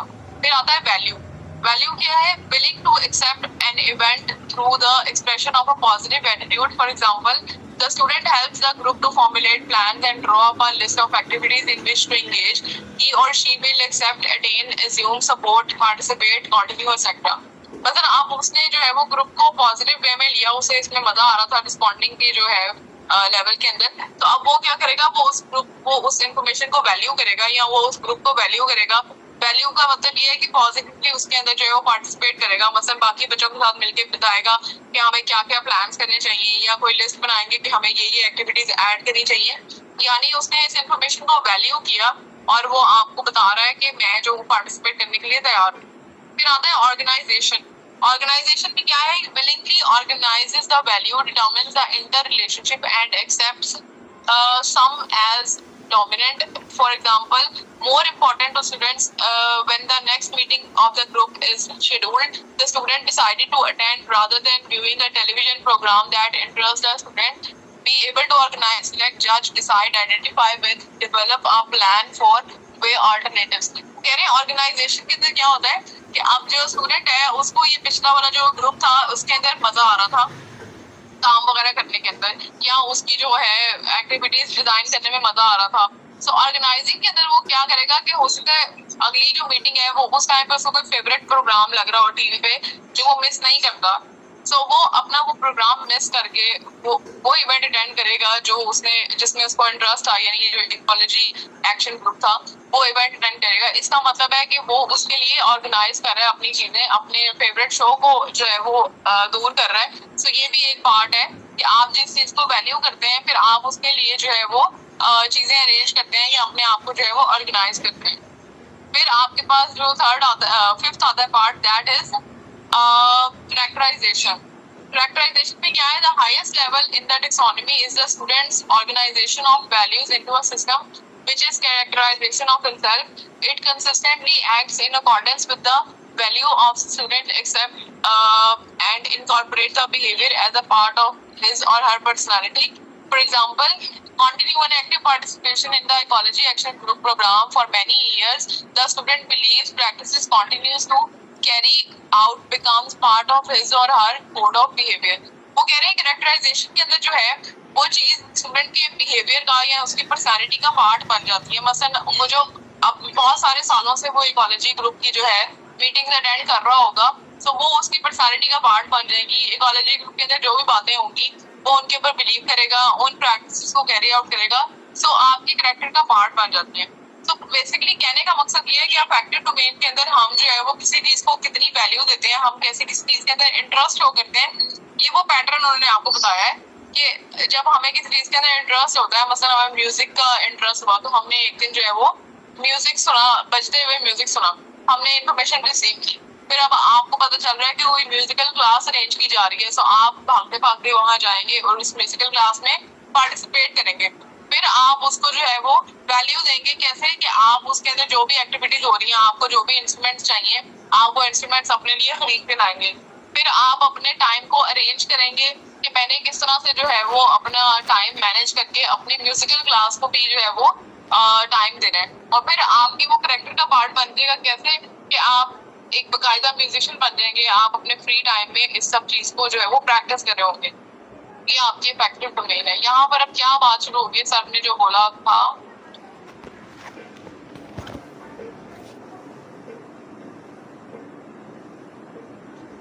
भाई यहाँ क्या बात चल रही है?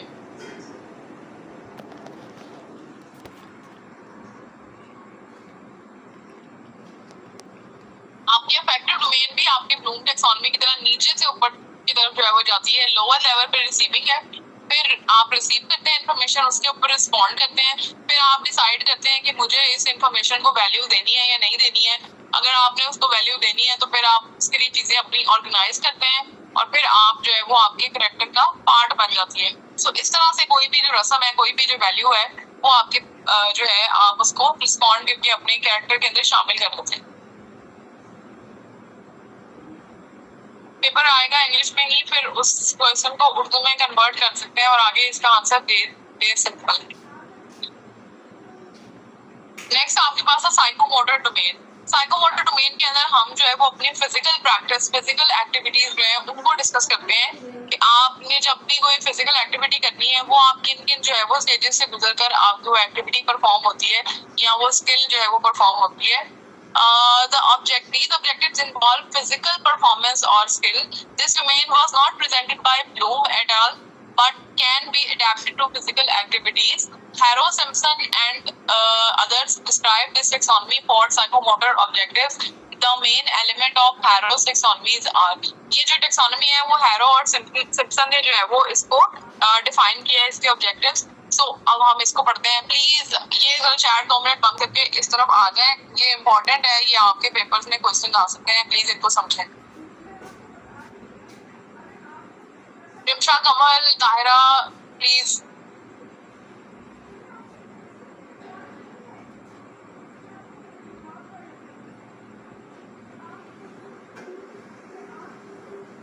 साइकोमोटर जो आपकी डोमेन है उसमें जो सबसे पहला लेवल है दैट इज रिफ्लेक्सिव मूवमेंट।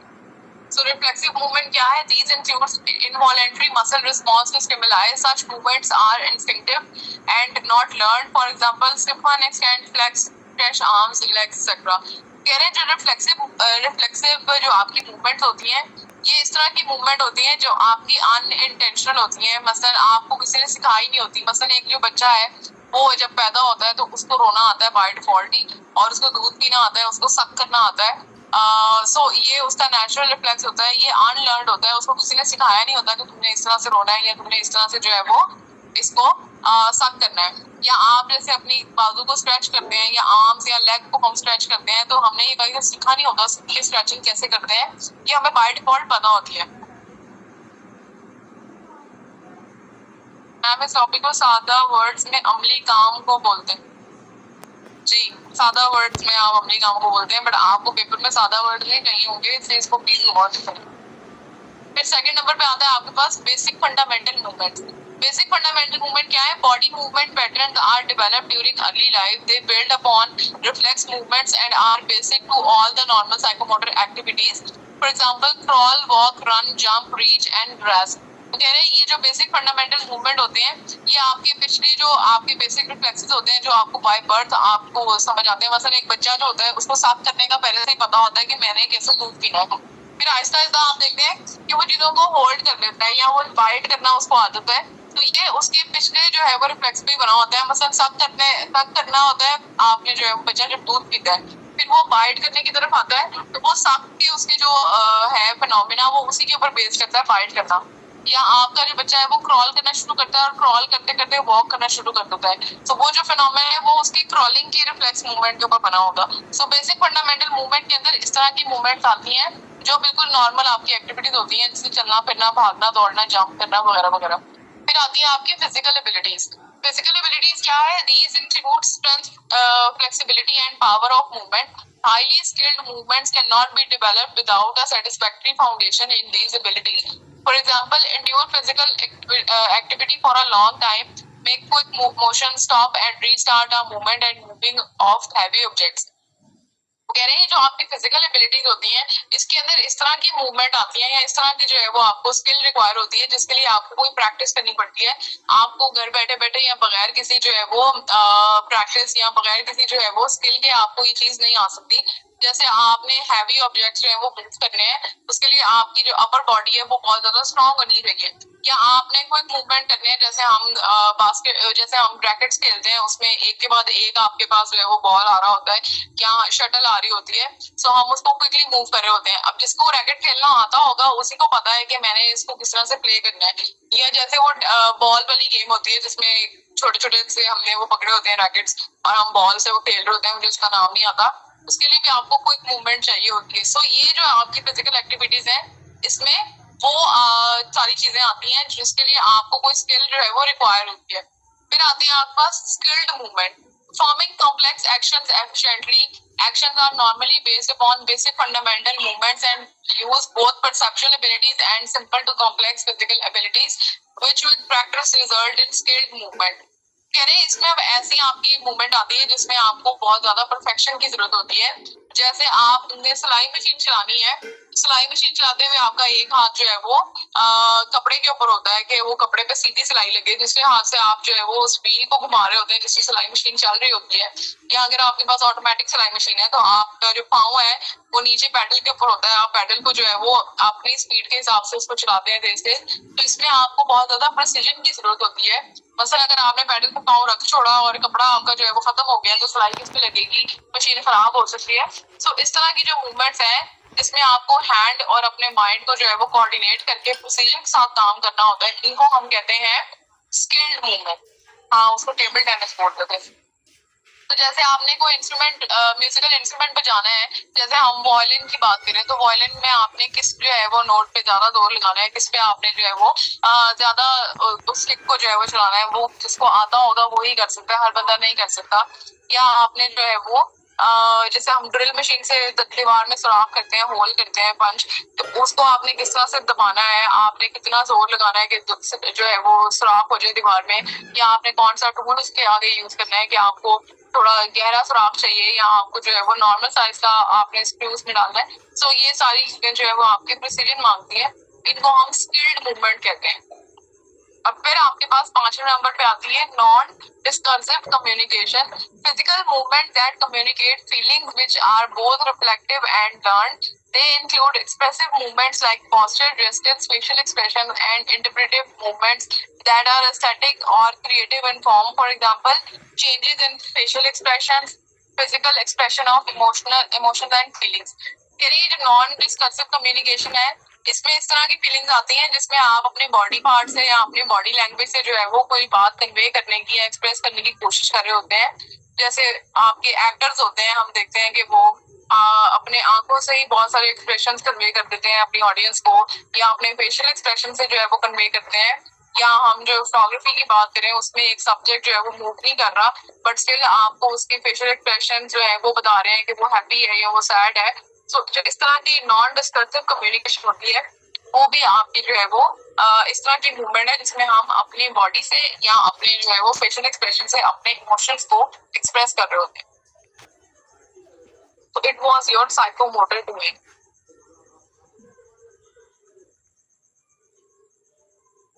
अब हमने बात करनी है एम्स एंड करिकुलम।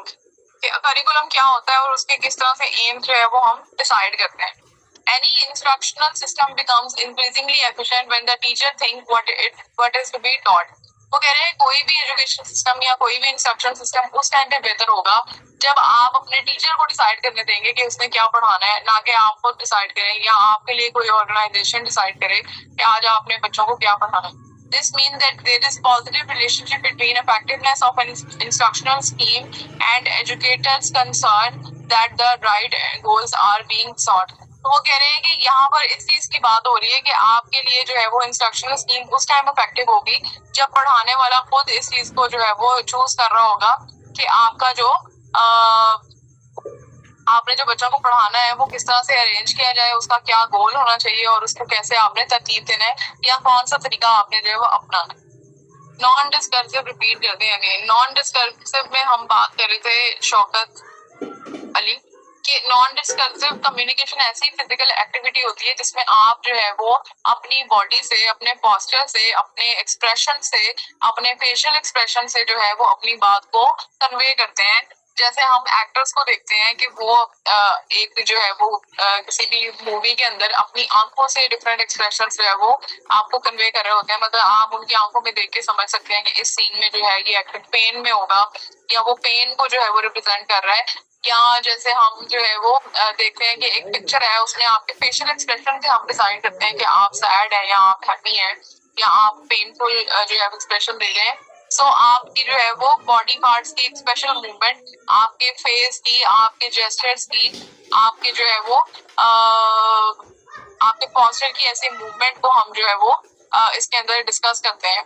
जैसे आपके चेंज, मैंने एग्जांपल में दिया चेंजेस इन फेशियल एक्सप्रेशन या physical expressions of emotion and feelings. तो इसको हम नॉन डिस्कर्सिव कम्युनिकेशन कहते हैं, जिसमें आप अपने फेस से, आप अपने पोस्चर से, आप अपने रवैये से बता रहे हैं कि आप कैसा फील कर रहे हैं. समझ आया है? ओके. तो हम बात कर रहे थे एम एंड करिकुलम की कि जिसमें टीचर अगर खुद डिसाइड करे कि उसे क्या चीज किस तरह से पढ़ानी है तो वो ज्यादा बेहतर होगा. Educated at levels are concerned with curriculum. Curriculum is defined by different experts in different ways because they have different perception of what curriculum should be. So curriculum जो है वो different educators वो decide करते हैं कि एक curriculum, एक निसाब के अंदर क्या चीज शामिल की जाए, क्या चीज जो है वो उसको निकाल दिया जाए. Classroom teachers are not usually involved in formulating aims and goals of curriculum. वो कह रहे हैं ये जो curriculum हम जब सेट करते हैं निसाब, तो इसमें क्लासरूम टीचर्स जो होती हैं उनको नहीं शामिल किया जाता, जबकि वो प्राइमरी आपका सब्जेक्ट होती हैं, वो लोग होते हैं जो डायरेक्टली बच्चों से डील कर रहे होते हैं. सो उनको ज्यादा पता होता है कि बच्चों का इंटरेस्ट किस सब्जेक्ट में है, किस लेसन के अंदर है, क्या चीज जो है वो बच्चे इंटरेस्ट लेके नहीं सुनते या क्या चीज जो है वो इम्पोर्टेंट नहीं है. बट इस प्रोसेस के अंदर हम टीचर्स को शामिल नहीं करते. A teacher is principally concerned with the interpretation and translating goals in operational objective. जबकि आप जो भी गोल सेट करते हैं, जो भी आपके एम्स होते हैं, उनको आपके टीचर ही जो है वो सेट कर रहा होता है. मतलब टीचर ही आपको जो है वो अचीव करके दे रहा होता है. सो इसका मतलब है कि जो टीचर है वो आपका बहुत ज्यादा इंपॉर्टेंट पार्ट है. सो उसको भी आपको करिकुलम सेटिंग के अंदर शामिल करना चाहिए. It is important while writing objective to reflect upon the functions teacher would serve. So जब आप ऑब्जेक्टिव जो है वो लिखने बैठे तो आपका टीचर जो है वो आपको लाजमी वहाँ पर ऐड करना चाहिए, जिसका आपका जो स्टूडेंट है उसके साथ फर्स्ट हैंड कम्युनिकेशन है. Objectives provides direction to the curricular activities and to anyone interested in educational process such as student, teacher, administrations, parents, etc. So वो कह रहे हैं जब आपने ऑब्जेक्टिव्स लिखवाने हैं, ये जनरल बात कर रहे हैं कि उसके अंदर टीचर्स को और स्टूडेंट्स को और एडमिनिस्ट्रेशन लेवल को और पेरेंट्स को लाजमी शामिल करना चाहिए. लेकिन होता क्या है कि कुछ एजुकेटर्स जो है वो नेशनल लेवल पर बैठते हैं और एक कमरे के अंदर बैठकर वो डिसाइड करते हैं कि हमें क्या करना है और क्या नहीं करना. उसमें ना स्टूडेंट की राय ली जाती है कि वो क्या करने में इंटरेस्टेड था, ना टीचर की राय ली जाती है कि वो किस तरीके से पढ़ाने में इंटरेस्टेड है, ना पेरेंट्स जो है उनकी राय ली जाती है कि वो अपने बच्चों को क्या करता देखना चाहते हैं. सो ये जो है हमारा ऑब्जेक्टिव सिस्टम की इस तरह से वर्क करता है कि आपके नेशनल लेवल पे बैठ के कोई भी डिसीजन हो रहा है जिसका डायरेक्ट जो इफेक्ट है वो आपके स्टूडेंट पर पड़ रहा है, but nobody bothers. Objective provides direction to the curriculum activity. ये तो हो गया. If learner and teachers know what is expected of them, it is more likely that they may struggle to achieve it. So कह रहे हैं कि अगर आपके जो लर्नर और टीचर हैं उनको पता हो कि उनसे क्या एक्सपेक्ट किया जा रहा है और वो उस प्रोसेस का पार्ट हो, तो उनको ज्यादा अच्छे से जो है वो उनको अचीव करने में उनको स्ट्रगल करनी पड़ेगी, या उनको जो है वो ज्यादा अच्छे से समझ आएगी कि हमें ये ऑब्जेक्टिव कैसे अचीव करने हैं। सो एजुकेशनल एम्स इन इस्लाम, अगर हम इस्लाम के पॉइंट ऑफ व्यू से देखें, जैसे हमने पहले लेक्चर में देखा था कि इस्लाम जो है वो एजुकेशन के ऊपर क्या कहता है, तो उसके पॉइंट ऑफ व्यू से अगर हम देखें तो आपको उन्होंने कुछ बताए हैं ये नॉर्मेटिव फंक्शंस के। इस्लाम कहता है कि give direction to educative process and determine the role of teacher. के सामने जो है वो ऑलरेडी आपको बता दी कि जो टीचर है वो आपका रूहानी माँ या रूहानी बाप की हैसियत रखता है, और आपने उसको कितनी रिस्पेक्ट देनी है, और आपका जो एजुकेशन प्रोसेस है वो कैसे चलना चाहिए, सामने जो है वो हमें ऑलरेडी बता दिया है। Motivate the student to accomplish through and determine the character and direction of their experience. फिर इस्लाम आपको कहता है कि आप स्टूडेंट्स को जो है वो मोटिवेट करें थ्रू आउट द प्रोसेस, कि वो कैसे जो है वो किसी चीज को या किसी भी जो है सब्जेक्ट है उसके अंदर अचीवमेंट हासिल करें। To provide the educator with the criteria of evaluating the educative process, कि आपका जो एजुकेटर है आप उसको क्राइटेरिया भी प्रोवाइड करें कि आप किस क्राइटेरिया के ऊपर जो है वो बच्चों को जज कर रहे हैं, या बच्चों को जो है वो आप उनसे एग्जाम ले रहे हैं। तो ये अब आपके सामने कुछ ऑब्जेक्टिव्स आ रहे हैं जो 1959 की नेशनल एजुकेशन पॉलिसी के अंदर जो है वो डिफाइन किए गए, कि आप जो है this report contain the following objectives. इससे आगे जो सारे रिपोर्ट्स हैं उनके अंदर तकरीबन सेम ही ऑब्जेक्टिव्स हैं, लेकिन कुछ ऑब्जेक्टिव एंड पे जो है वो चेंज कर दिए गए हैं। सो हम इनको रिपीटेडली अब पढ़ेंगे। सबसे पहले क्या है, to reorient and reorganize the education in Pakistan. कि इस रिपोर्ट के ऑब्जेक्टिव्स क्या थे कि पाकिस्तान के अंदर जो है एजुकेशन सिस्टम है उसको रीऑर्गेनाइज किया जाए to meet the individual and collective needs and aspirations of the people of the country. कि हमारे जो लोग, हमारे कंट्री के, मुल्क के जो लोग हैं वो हमसे क्या एक्सपेक्ट करते हैं कि हमारे यहाँ जो है वो डॉक्टर्स बनने चाहिए, टीचर्स बनने चाहिए, इंजीनियर्स बनने चाहिए। हम उनको जो है वो उनकी कलेक्टिव नीड को जो है वो फुलफिल करें। To equip all the people to lead productive public lives and full personal lives according to their talents and interests। जिस भी इंसान के अंदर जिस तरह का भी टैलेंट है वो उसको फुली पॉलिश किया जाए, ताकि वो अपने आप को फुल पर्सनल लाइफ भी अपनी अच्छे से गुजार सके और पब्लिक लाइफ जो है वो भी प्रोडक्टिव वे में गुजार सके, ताकि आपके मुल्क और कौम दोनों को फायदा हो।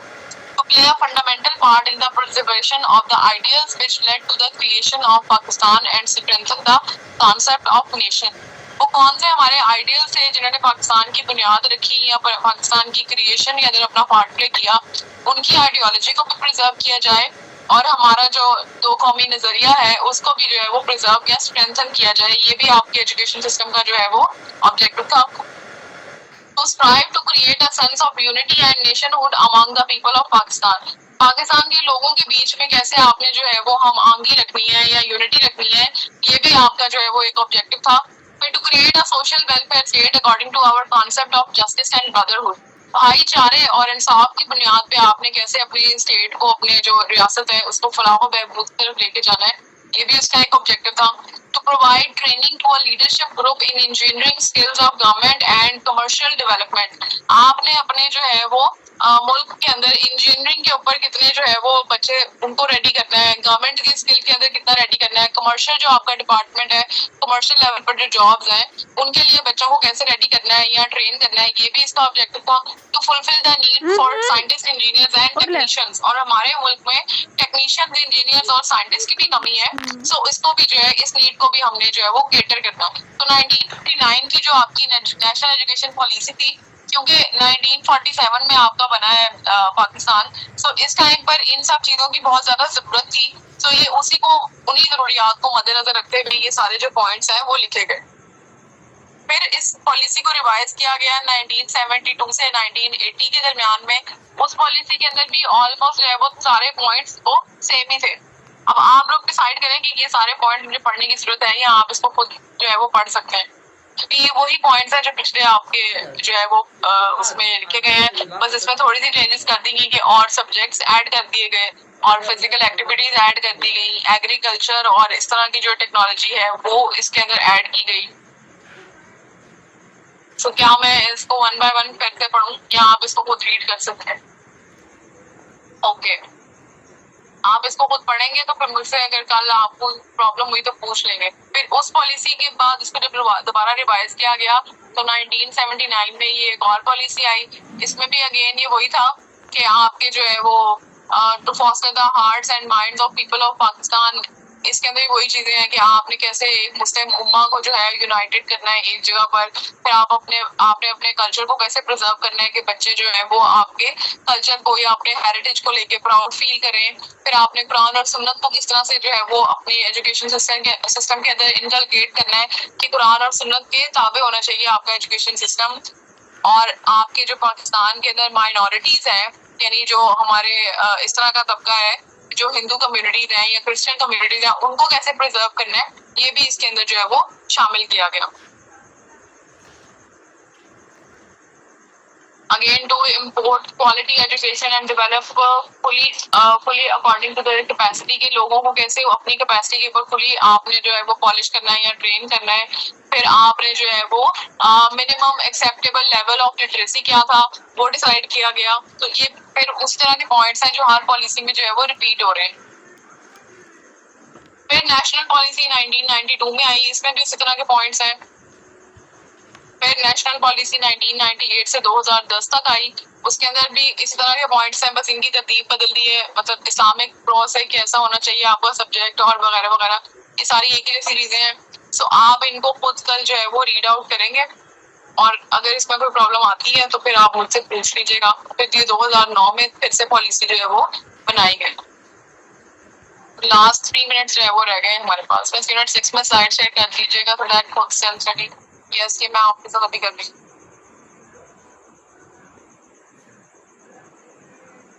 पिछले लेक्चर के हिसाब से किसी का कोई क्वेश्चन है तो प्लीज पूछें। ये साइड जो है वो आपके पास आ गई है। ये पॉलिसी के सारे पॉइंट्स ऑलमोस्ट सेम है, बस वर्ड्स की जो है वो थोड़ी सी चेंजिंग है। सो अगर आपको नहीं समझ आते तो मैं आपसे कल जो है वो आप मुझसे क्वेश्चन कर सकते हैं। इस यूनिट 6 में स्लाइड्स कर दी मैंने जो है। ब्लूम टैक्सोनॉमी तो सब सब्जेक्ट्स में ही आई है क्योंकि हम एजुकेशन को जो है वो पढ़ रहे हैं। सो एजुकेशन के अंदर ब्लूम टैक्सोनॉमी का बहुत ज्यादा पार्ट है। अगर आपको फिलॉसफी पढ़ाई जा रही है उसमें भी ब्लूम टैक्सोनॉमी आएगी। अगर आपको साइकोलॉजी पढ़ाई जा रही है उसके अंदर भी ब्लूम टैक्सोनॉमी आएगी कि हम लर्नर की साइकोलॉजी को पेपर की सेटिंग में कैसे समझते हैं। सो इसलिए हर जो है वो उसका पार्ट है, बट ज्यादा डिटेल में आपको इसी सब्जेक्ट के अंदर पढ़ाई जाती है। लास्ट 2 मिनट्स लेफ्ट क्लास से वो सवाल है तो प्लीज पूछें।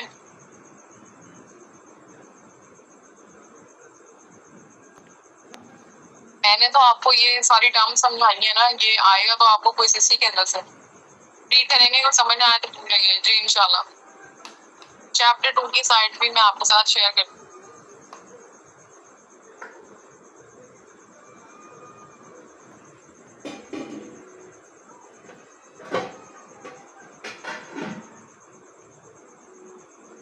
मैंने शेयर कर दिया, आपको भी मिल जाए।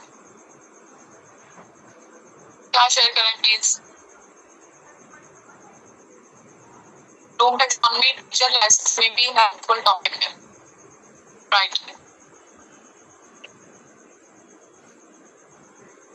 मैम हम पेपर में इनको सेम लिख सकते हैं अगर हम एक पॉलिसी अच्छे से याद कर लें तो। सेम लिख सकते हैं क्या मतलब? नहीं, आपको डिफरेंस तो पता होना चाहिए। मतलब अब 2009 की पॉलिसी वो थोड़ी सी तो फर्क होगी ना पिछली पॉलिसीज के निस्बत। यानी जैसे जैसे आपकी सोसाइटी में चेंजेस आते गए वैसे वैसे आपकी जो पॉलिसीज है वो रिवाइज होती गई।